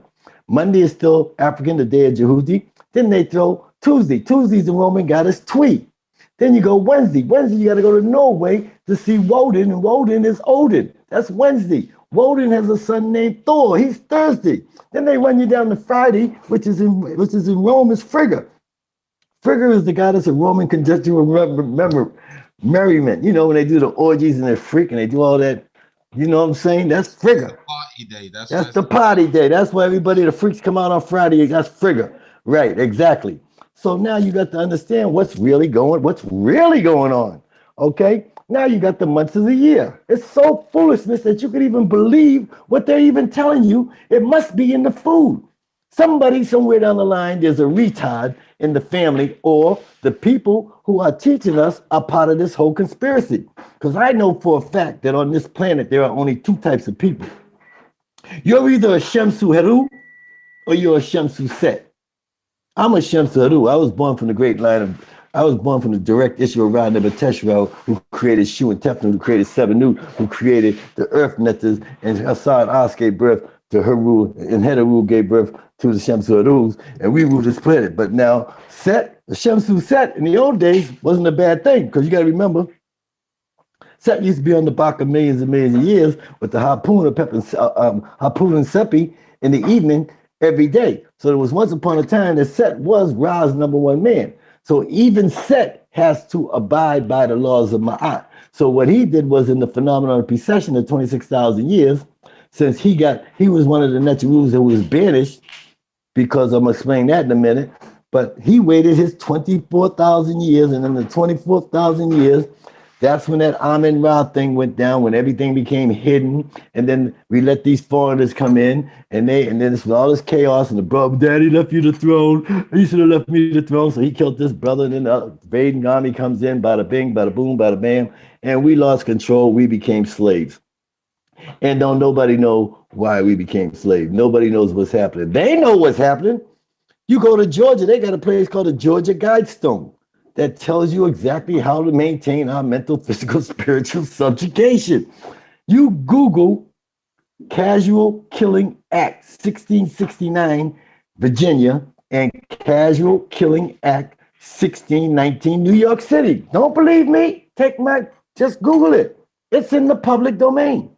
It means that if a black man is walking down the street and a white person walks by him and they look up, a black man looks that white person in the eye, that white person has the right to condition you. And in the process of that conditioning, if I bring about your demise, I cannot be prosecuted. And if my dog walking next to me, I thought it was a joke. If my dog that's walking next to me happens to bring about your demise, you can't even prosecute my dog. And if my wife happens to assist me in your conditioning, it's the law. Google it. That's why nobody goes to jail for killing black people, because it's the law. It's been the law for 3,000 years. But let's get past that, because this is an age of cosmic awareness, spiritual consciousness, and universal enlightenment. So it's beyond color right now. It's beyond color. Right now, it's an energy field. So we have to pick our energy up. We have to learn how to accelerate our energy, our vibrations, our frequencies, to ignite the pineal gland, to ignite them chakras, so that we can achieve the Heru that is within all of us. And how you have to do that is your rite of passage. Just like when I started off, first thing I had to tell you was where that star is. I don't have a right to speak to you if I couldn't tell you that today is the 321st day of the year after the helical rising, meaning that there's only 39 days remaining until Ubin Saptasaris rising, Wetren Tchr-Pr-Ra, New Year's celebration. I told you today is the fourth day of Hapi, the 23rd day of the 9th month of Sekhmet, year number 7, AFNK/ST, after the founding of New Kemet, Naga Kemet, Samad Tawi, phenomenal precession, New Age Order, the Great Golden Age, and Madhapi ASAR. Bam! That's your cosmic Naga swagger. I connected you to the cosmic forces that allow you love, guidance, and protection through the daily experience of ponderable matter, so that you can connect with these nectars. These nectars are not principles. Don't let anybody ever tell you the nectars are principles. Yes, they are principles, but they're more than principles. If you think that the nectars, the gods and goddesses, are just principles, that it's just some spookism, do me a favor. Take your hand, put it on your nose like this, then put your hand over your mouth and hold your breath for about 20 minutes. Let me see how far you last, okay? Without that oxygen. That oxygen is a netcher, okay? You don't like the earth, you don't feed from the earth, you don't think the earth is real, you think the earth is a principle? Oh, come on, stop calling me. Try to stand in space. You can't stand without Neb or Geb or Seb. Yes. I've lost this. This guy keeps calling me. We got you. Okay, but let me just go on. I just was using that as as an analogy. And so when I lost my picture again, I don't want to touch this phone again. People keep calling me and texting me, and I'm computer illiterate. So, but anyways. So now, let's just break down to this time. We know the time, the 3 movements of time is the rotation of the earth on its axis, daily time, 24 hours and 35 minutes. Then there's the movement around the sun, which is 360 days, not 365 days. Because you gotta remember, we have 3 calendars. We have a solar, we have a lunar sidereal, and we have a lunar cycle calendar. Now, the calendar from Raketi Amen back in the 70s is a beautiful calendar, but it has 12 months in a year. It has 10 days in a week. It has 30 days in a month. So it's a lunar cycle calendar. Okay, it's a Ptolemy the first, Sotir, Serapi, Seshw-Ntchr, Mary, Amen. For those of you, I'm not insulting Raketi Amen. She did a wonderful job. I am only here to compliment her. I am her student as a Seba and a Seba. Seba in Medunetta means teacher, but Seba also means student, because in our African cultural spirituality, the son or the daughter becomes stronger than the mother and the father. This has been all part. It's like the creator of the universe. The creator came out of nothingness. He came out of inertness. He came out of energy, thought, feeling, and motion, and he began the revolution to energy, thought, feeling, and motion. All he did was add motion. So he separated himself. But anyways, let us just continue with the time part. So because we're coming down to time, and this needs to be addressed. Now, what you need to know about the lunar cycle calendar, if you only have a lunar cycle calendar, you cannot receive immortality. You can grow crops. You can regulate the now, the inundation, and the receding. You can measure the woman's menstrual cycle. You can measure the high tide and the low tide, but you cannot connect with that cosmic, invisible, and biblical cord of Newt, which moves around the phenomenon of precession of 26,000 years, which assists you in expanding with the universe and acquiring your divine birthright of immortality. So they knew this because we taught them that. The Greeks knew that. That's why they severed us and gave us that lunar cycle calendar. So here's another mathematical equation to add to your scholarship. Every 130 years, one unearned day is added to the calendar under a lunar cycle calendar. Now, you might not recognize it in your lifetime and in your child's lifetime, but 600, 700, 800 years later, the sun is not going to line up with the spring equinox. And if it doesn't line up with the spring equinox, that means when you plant your food, it's going to be too late, and most of the crop isn't going to grow. The population is going to starve. Do we have an understanding with this? So now you have calendar reform number 2, 3, and 4, which is Ptolemy's in the 300s, because Alexander conquered the world in 323 BC. When he brought to India and he died, his generals drew lots. And Alexander, through the luck of the draw, Ptolemy, through the luck of the draw, he drew Egypt. So when Ptolemy got to Egypt, he tried to force himself upon us as a god and call him Serapi, Seshw-Ntchr, Mary, Amen, and bada bing, bada boom, and so on and so forth. And we know how far that got him, but he got that 300-year run he had for the Ptolemaic rule. But what he has is the Tchr-Pr-Ra Canopus, 1, 2, and 3, Ptolemy 1, Ptolemy 3, and Ptolemy number 5. Please Google the Tchr-Pr-Ra Canopus 1, 3, and 5. It tells the Greeks and his followers how to maintain our subjugation, who's in rule, but at the bottom of it, there's a footnote saying they move the spring equinox back to its original position, because if not, he can't feed the people. So that's Ptolemy, that's calendar reform 3, 4, and 5. 1, 2, 3, and 4. Now we go and we know that his last Ptolemy was Ptolemy the 8th, Soter-Christius. Google Ptolemy the 8th, Christius. And now we know where the Christian religion comes from, because here it is 125 BCE, and the Christian religions and the bishops of Christ are striving very, very fruitfully in Egypt. Okay?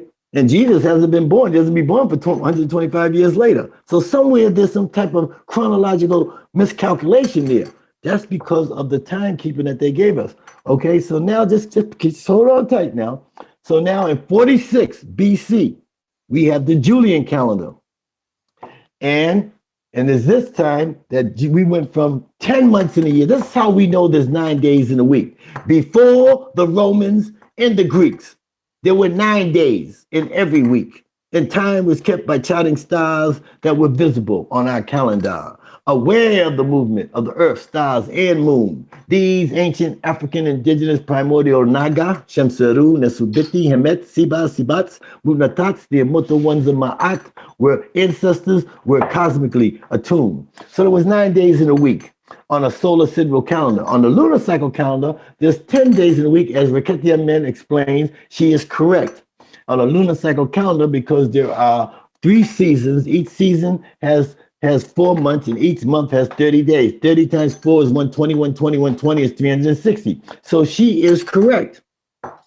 But what they did was they severed us from the solar sidereal aspect, in which they disconnected us from the cosmic environment of the phenomenon of precession. This They're playing chess. We're playing checkers. We're not even playing checkers. We're playing with a deck of Uno cards. So we got to get our game back up to our African cultural spirituality and understand that we taught the world everything.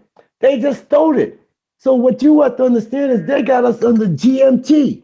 GMT, I know my brothers in the UK are hip to this. I tell this to my brothers in the United States, they don't even know what UTC is. They don't even know what GMT is.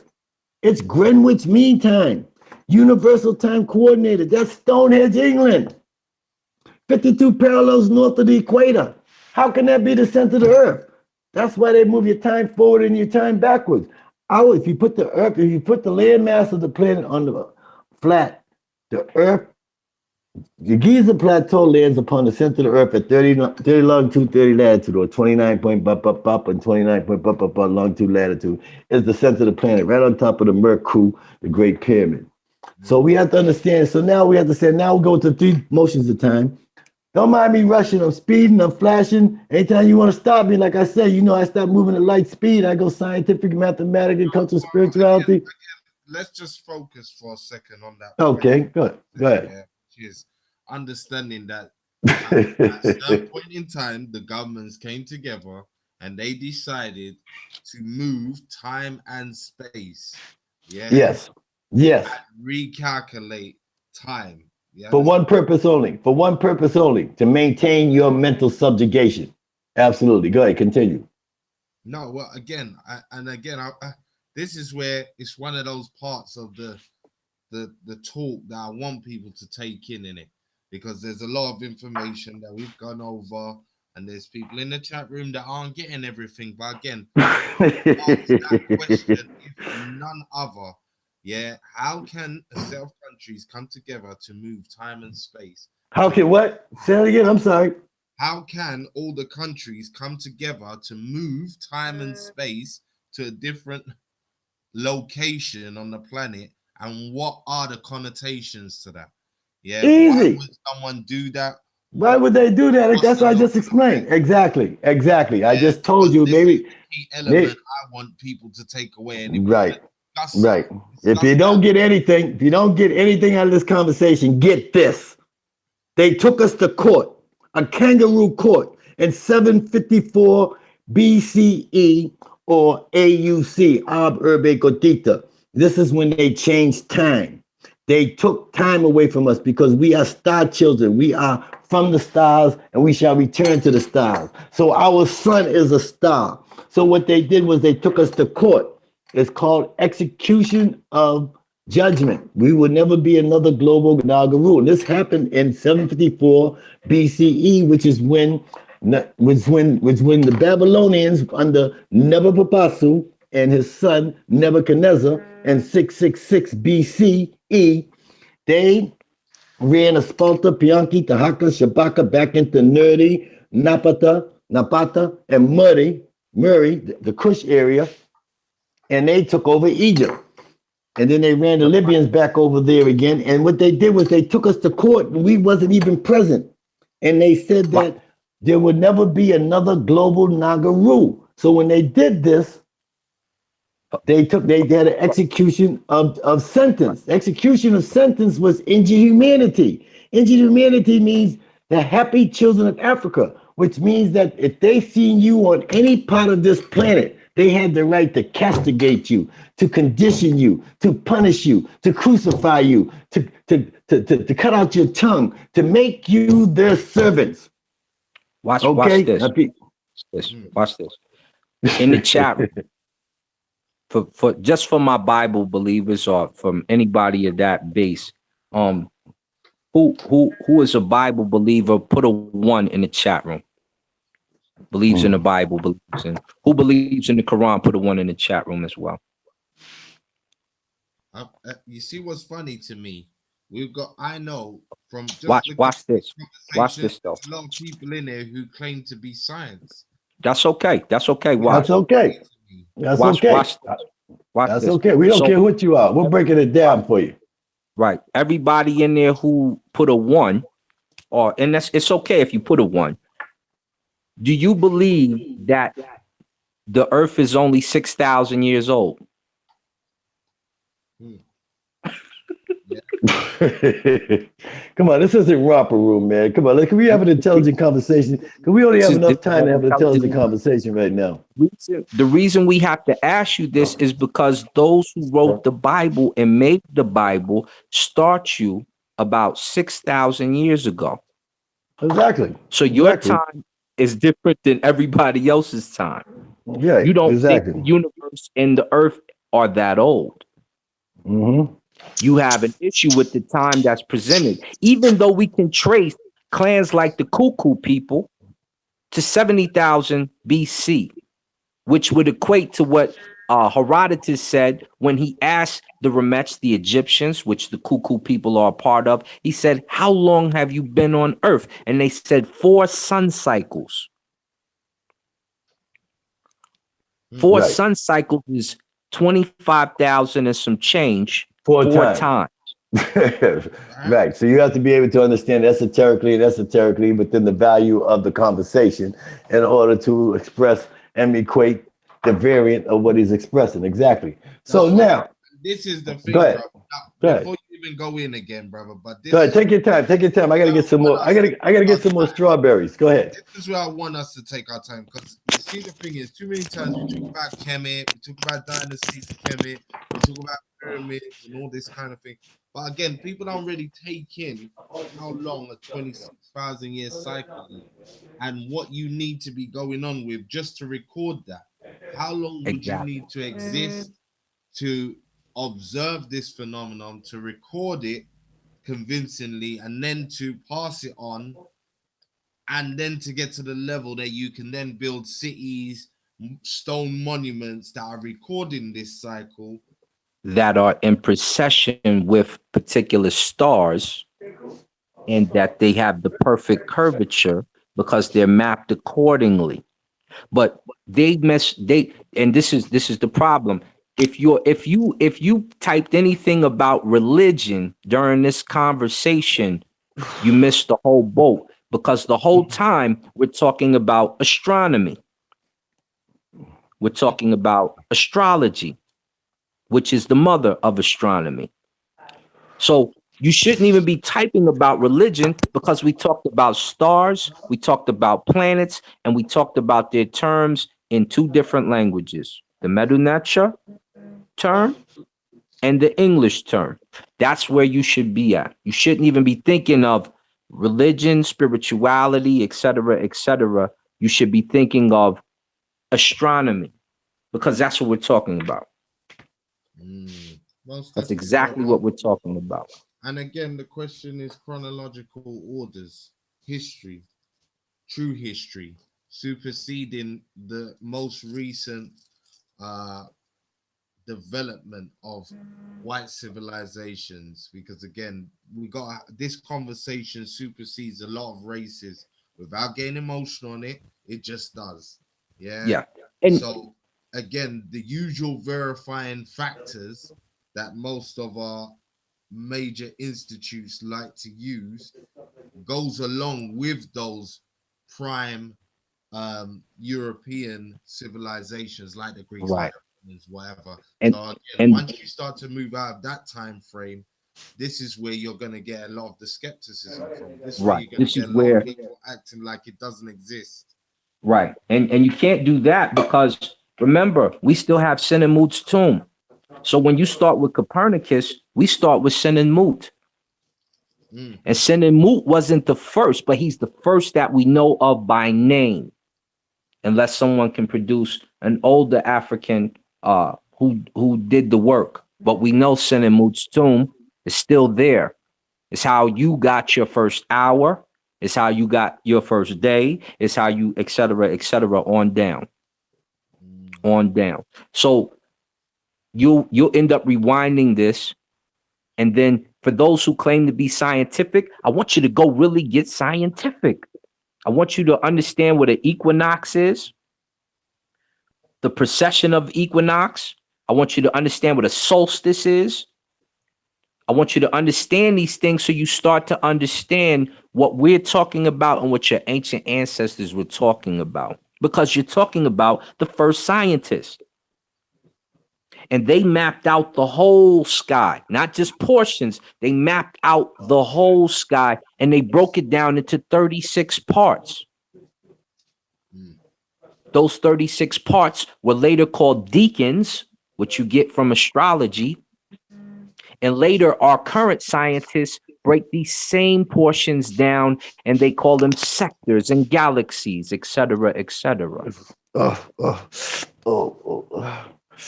Simple stuff. But if you claim science, this is what we expect you to know. This is how we expect you to speak. This is what we expect you to understand about the ancients. And this is it. Key element. Again, a lot of people talk loosely about understanding that a lot of the modern day sciences came from Africa or came out of Egypt. But again, I don't think they really get the connection. That's why, again, I urge people to go back earlier to when Brother Ptah Seker was reading you the scientific data on how they're viewing the universe, the cosmic static, the background radiation. Again, it might go over your head, but there's a connection to that and understanding what your ancient ancestors was writing about. Yeah. I mean, they were explaining within their own language, which is these scientific principles. Right. Current science, they call it the sun. We call it Ra. You call it the moon. We call it Ham. The path of the sun is called Metin. That's the ecliptic path of the sun. The sky was called Nu and Noon. The month is called Abet. I'm giving you the original terms. The full moon was called Amet Uachet. You understand? The star Sirius was called Sapdet. So what you're getting are the terms from your ancients showing you that they already had this understanding of the universe and more. And you can start to build off of what they did and how they understood the universe, because it was connected to them spiritually. Here we go, spiritual. Now you can start typing things like religion, because now we're actually talking spiritual and religion. They connected these things spiritually to your mood and how it affects your day, and they made times of the day based off of those things. So you didn't have hours first, you had different Tchr-Pr-Ra. So they named different Tchr-Pr-Ra the hours of the day. As it comes around to English, which is a pidgin language, it's where everybody dumped their material into. It's what you speak now. Then you begin to get terms like hour instead of terms like heru. Yes, absolutely. So what I like to say, what I like to add to that, if I could, Siba, interject. We just went to the three motions of time. Everybody knows that there's Earth rotates on its axis, 24 hours, really 35 minutes, and it revolves around the sun 360 days, but today it's 365 days, and it is 23 degrees tilted off its vertical north axis, 23.5 degrees, which creates a wobble, and that one wobble is 26,000 years. If everybody can understand that, we can move on. Now, there are three dimensions of time. Really, there's four dimensions. First dimension is daily time. Second dimension is yearly time. The third dimension is great year time, which is the phenomenon of precession. But yet there's a time before that, which we call the Zep-Tepi, before time. That means the first movement, the first sound, the first perturbation, the first vibration, the first frequency.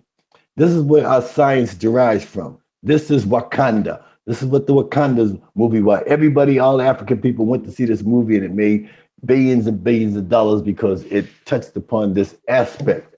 But we do not make movies because we don't know nothing but Hellenistic paradigm doctrines of ancient humanity. So we was to make a movie, and then we start adding the Greeks in it. It's obviously corrupted. But anyways, let us try to focus in on this time. Now, I say that the year, the Ren-Pet year, is year number 7. Now, how can Ptah prove without with absolute accountability and style validation that this is year 7. The Kemetic people say that this is year 6,300, blah, blah, blah, Samatawi. So what I added was so that I know that the Dogons and the Mayans on the long count calendar say that the Earth would come to an end in 2012. That was a misinterpretation of what they were saying because it only meant that the end of one cycle and the beginning of another, because we're moving through this phenomenon of precession, or the precession of equinox. So we reached ground zero on December 12th, 2012. December 21st, I mean. Now, at that particular moment on the spring equinox, if you got up in the morning and you looked at the sun before the sunrise, you would see that the constellation of Pisces is no longer visible. And if you look up 20 degrees, you'll see the constellation of Aquarius, which is Ma'at Hapi Asar. So I went from December 12th, 2012, 2013, 2014, 2015, 2016, 2017, and 2018, which is year 7. And in 49, am I still there? Hello? Yeah, you're there, brother. And in 2018, on July 25th, on the Giza Plateau, northwest southwest vertical line of the Merkku, the Great Pyramid. If you're on the Giza Plateau, if anybody's going to Egypt this year, from the 20th to the 25th, all you have to do is be there. And before the sun rises, 4 hours before the sun rises, you're going to see the constellation of Pleiades rise. And then 2 hours later, you're going to see the first star, the second star, and the third star of the constellation of Orion's belt, because it's rising perpendicular right now. It's not rising horizontally, it's rising perpendicularly. And then before the sun rises, you're going to see the star Suptit. It's been invisible for 70 days. Okay? And then when it reappears with the sun, is the helical rising. It's the Ren Pet. And this is when we know, our ancestors knew, that our Earth has made one complete revolution of the sun. This is measured and monitored and calculated within the Merkku, and every pyramid in Kemet, every pyramid on this planet is orientated to this same constellation. And this is through the southern star shaft of the Giza Plateau of the Merkku, the Great Pyramid, points to Orion's belt and to Sirius. And the northern star shaft points to the never setting stars, which my brother Siba ASAR KA just spoke about. The never setting stars, the imperishable stars, the northern stars, is Polaris, Vega, Began, and Draco. And this is how we know where we're located on the galactic elliptic plane of our quadrant in Milky Way galaxy. This is ancient African indigenous primordial cultural spiritual consciousness. This is what you have to learn. In every pyramid in Mexico, underneath the sea, in the mountains, in Alaska, all over the world, there's pyramids that are all orientated to these constellations, because this is how we knew how to tell time. Now, the most important part of the calendar, or the Ipetaru, or the Shabit-Mtwaru-Pama'at, is the 360th day. Because on the 360th day, there's 5 extra days. So the Greeks took that 5 extra days, they added a leap year, because there's 360 days, but there's 5 hours, 48 minutes, and 46 seconds left after every year. There's 5 hours, 48 minutes, and 46 seconds. How could they take this calendar? How could they take this time into account? So what they do is, to bamboozle you, is they wait 4 years and they throw another day in there and call it a leap year to align their calendar back up again. But on these 5 days are the days that the Seshw-Ntchr, the days that the earth gods were born, okay? And this is when Newton Seb gave birth to the earth gods. And so we celebrate the birthday of Herbert on the Gregorian calendar on July 20th. Then we celebrate the birthday of Asar. Then we celebrate the birthday of Sut. Now on his birthday, I light a candle. I walk away because I don't hang out with the guy. He's not my favorite uncle. You know, everybody got an uncle, that's a pedophile, a drug dealer, likes touching kids' genitals and stuff like that. But he's in a family, so I can't deny him. But Even he has to follow the laws of Ma'at too. And then the next day is the day of Ast, and the next day is the day of Nebhet, which is on the 24th of July on the Gregorian calendar, the fraudulent lunar Gregorian calendar. And on the next morning is when the star rises with Cyrus. And this is how we know it's the New Year's. This is how we connect ourselves back to our cultural spirituality, because we know that Heru and Heru gave birth to the Heru, to the Shemsu Herus, Mesta Hapi Twamatef and Quebsonov. And we know that Asad As was born from Sebenut, and Sebenut was born from Seshw-Ntchr, and Seshw-Ntchr was born from the direct issue of Tchr-Pr-Ra, who had to first release himself and then seek out himself. He had to overcome the sensation of weightlessness, and he acquired the ability to experience the phenomenon of being. So this is how we have to be able to relate this culturally, spiritually, and with spiritual consciousness, and scientifically, and with mathematics, with absolute accountability and style validation. So let me just put this so everybody's on a level playing field. Let me just recite this. It's going to take 16 minutes. So I have 16 minutes. Siva, you have 16 minutes to tolerate me?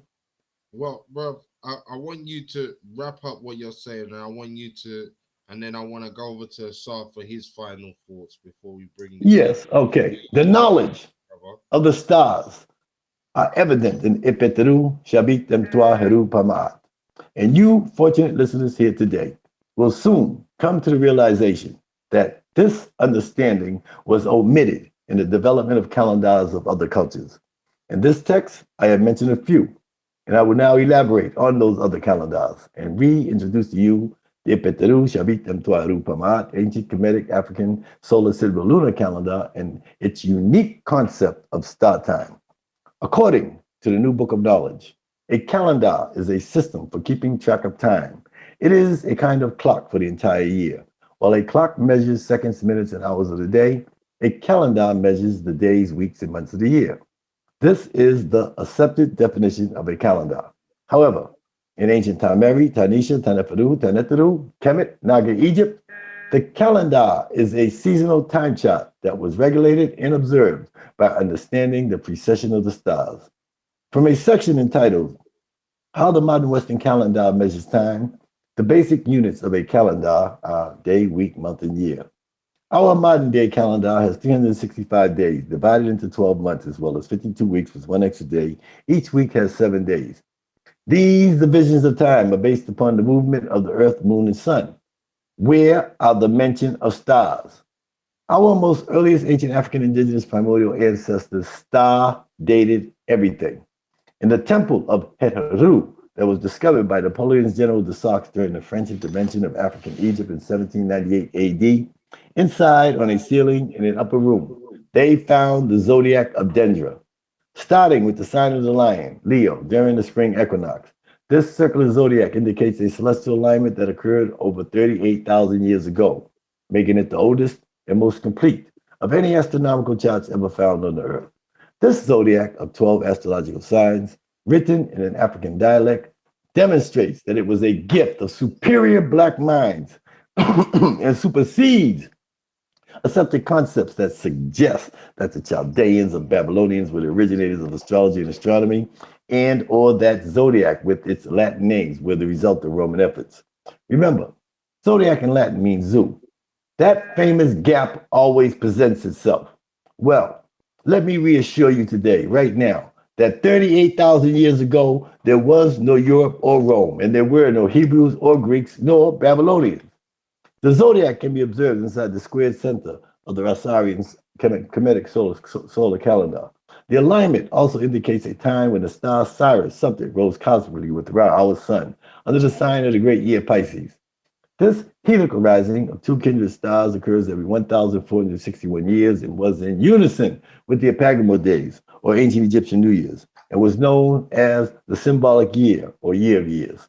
Now, here was an ideal model of a 38,000-year-old calendar that was in perfect alignment with the stars, and it also was rejected. Why? Let us examine the information that is and was available. The ancient Egyptians conceived of a cycle that included day and night and duat and twat, and these periods were awarded with a certain amount of time. In a modern calendar, this cycle is called a day, the amount of time it takes the sun to rise, set, and then rise again. Each day includes a period of sunlight and darkness that was determined by the rotation of the earth and the position of the sun. The ancient Egyptians, of course, they gave names to these days, and this practice is still continued. In early calendars, a month was the amount of time it took the moon to complete its orbit and undergo its cycles, recalling the very early calendars that were based upon the cycles of the moon, where each cycle of the moon takes 29 and a half days.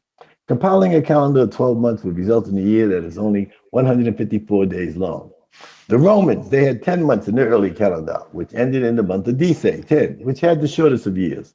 If we add 13, we arrive at 383 and a half days. There is no correct solution if the moon is the principal inspiration. Today, it is known that it takes 365 days, 5 hours, 48 minutes, and 46 seconds for the Earth to complete a revolution of the sun, which designates a year. This created a problem of what to do with the extra 5 hours, 48 minutes, and 46 seconds. How could the extra time be taken into account? The European answer was leap year. To make up the extra time, 1 day is added to the calendar every 4 years.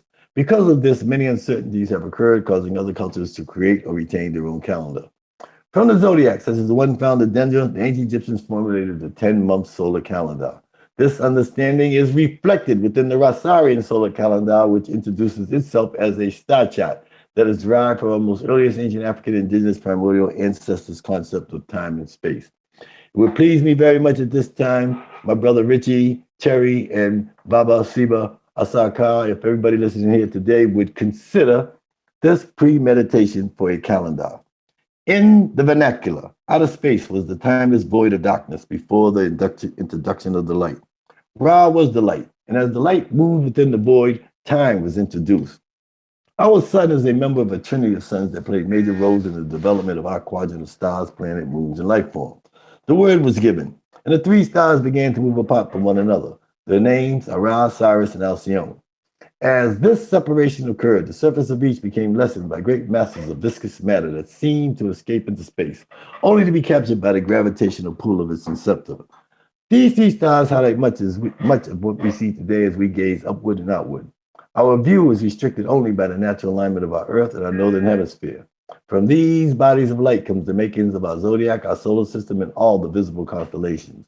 With this natural order as their grid, the 10-month solar calendar was fashioned.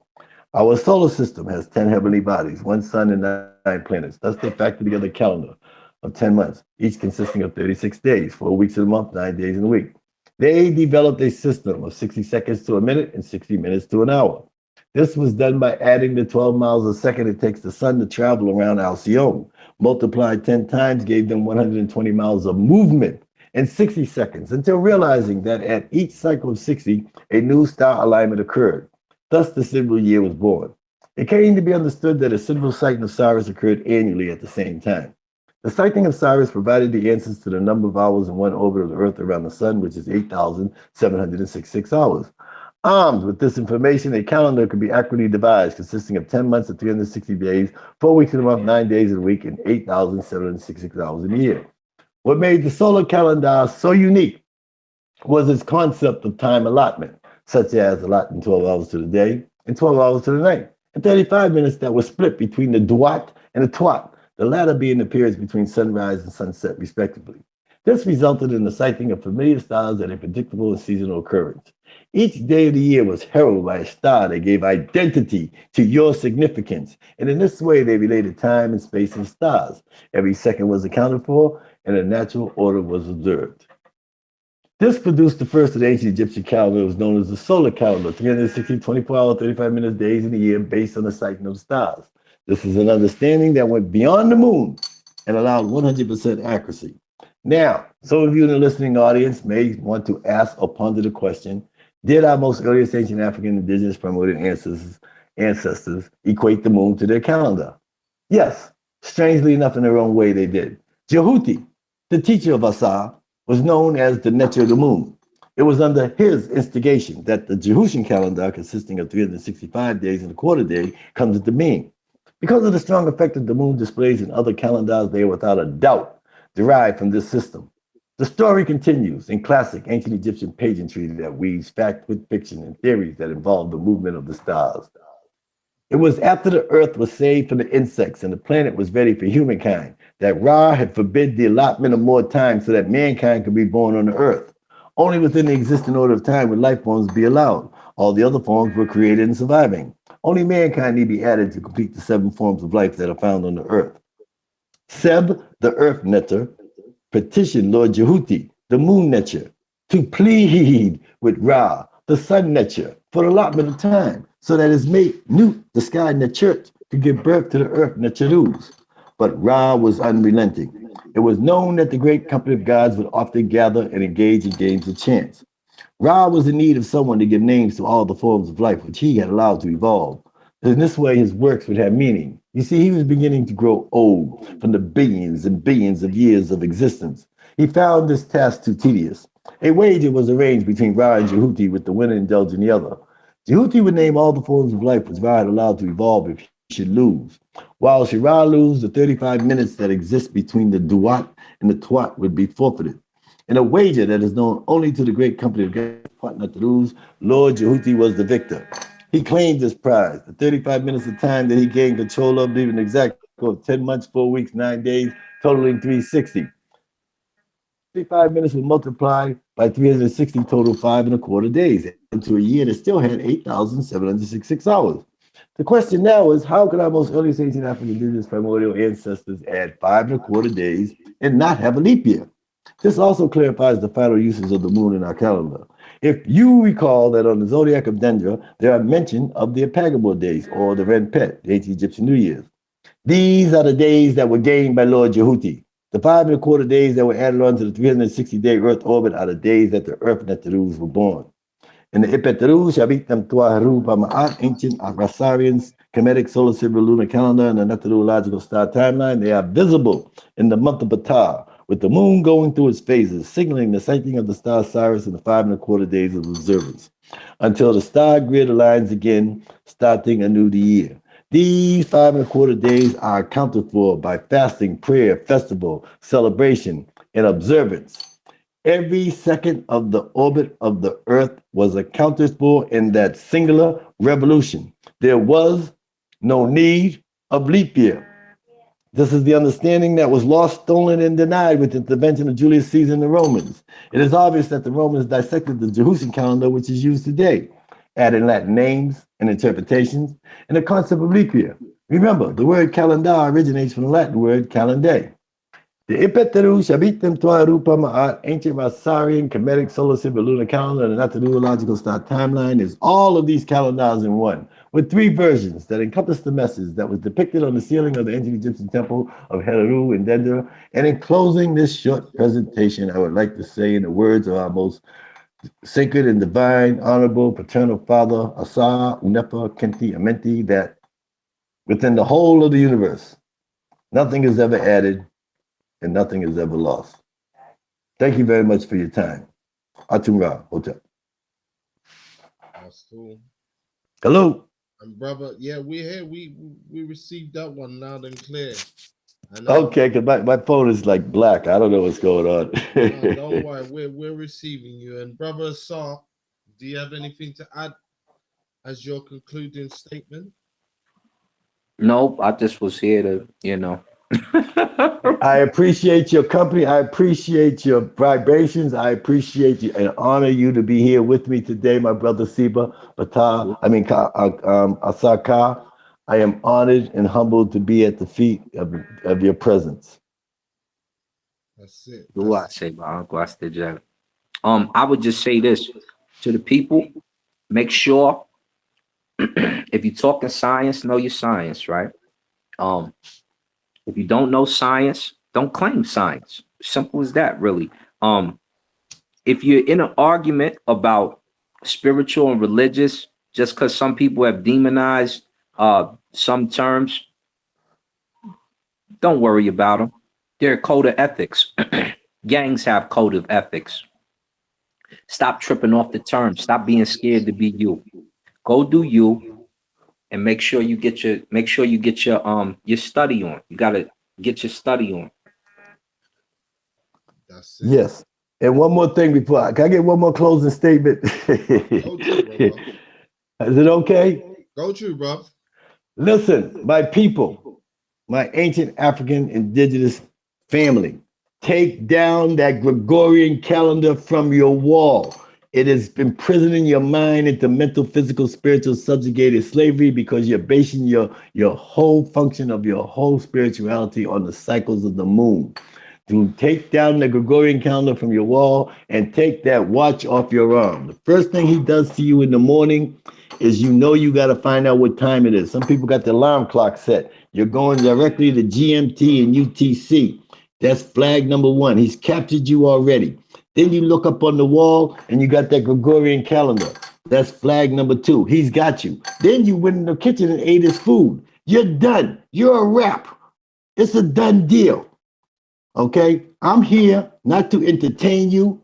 I am not here to babysit. I am here looking for the Seshw-Ntchr. I am looking for the Nagas, the Seshw-Ntchr, the Nesubitis, the Hemets, the Mutnatats, the immortal ones of Ma'at, so that we can become to inherit this world. I got mothers crying, and I got babies dying, and I got stars aligning. And I have no time to babysit. I'm here to help you to remember. I only want to help you remember. I'm just a cornerstone of this casing block of this new age order melanated pyramid that we're building. And we must understand our ancient African indigenous cultural spirituality consciousness. Blessings. Atum-Ra Hotel.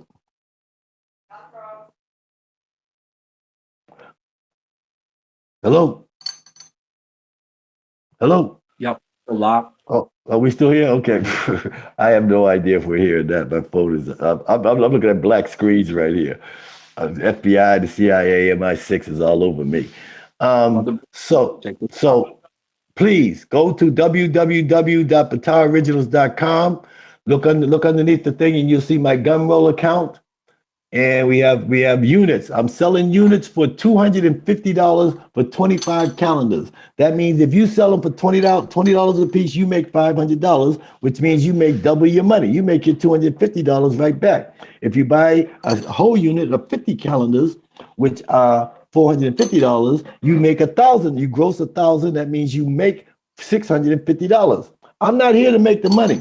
I'm here to bring the information of enlightenment, cosmic awareness, universal enlightenment, and spiritual consciousness to our people, to our family, because the stars are aligning and we have not a clue of what's going on. Stop eating that man's food. Eat of the seed. The 5 golden rules. I apologize. I was supposed to say this at the beginning. Rule number 1, eat only of the seed. If it doesn't have a seed, don't put it in your mouth. The only thing you put in your mouth that doesn't have a seed is water.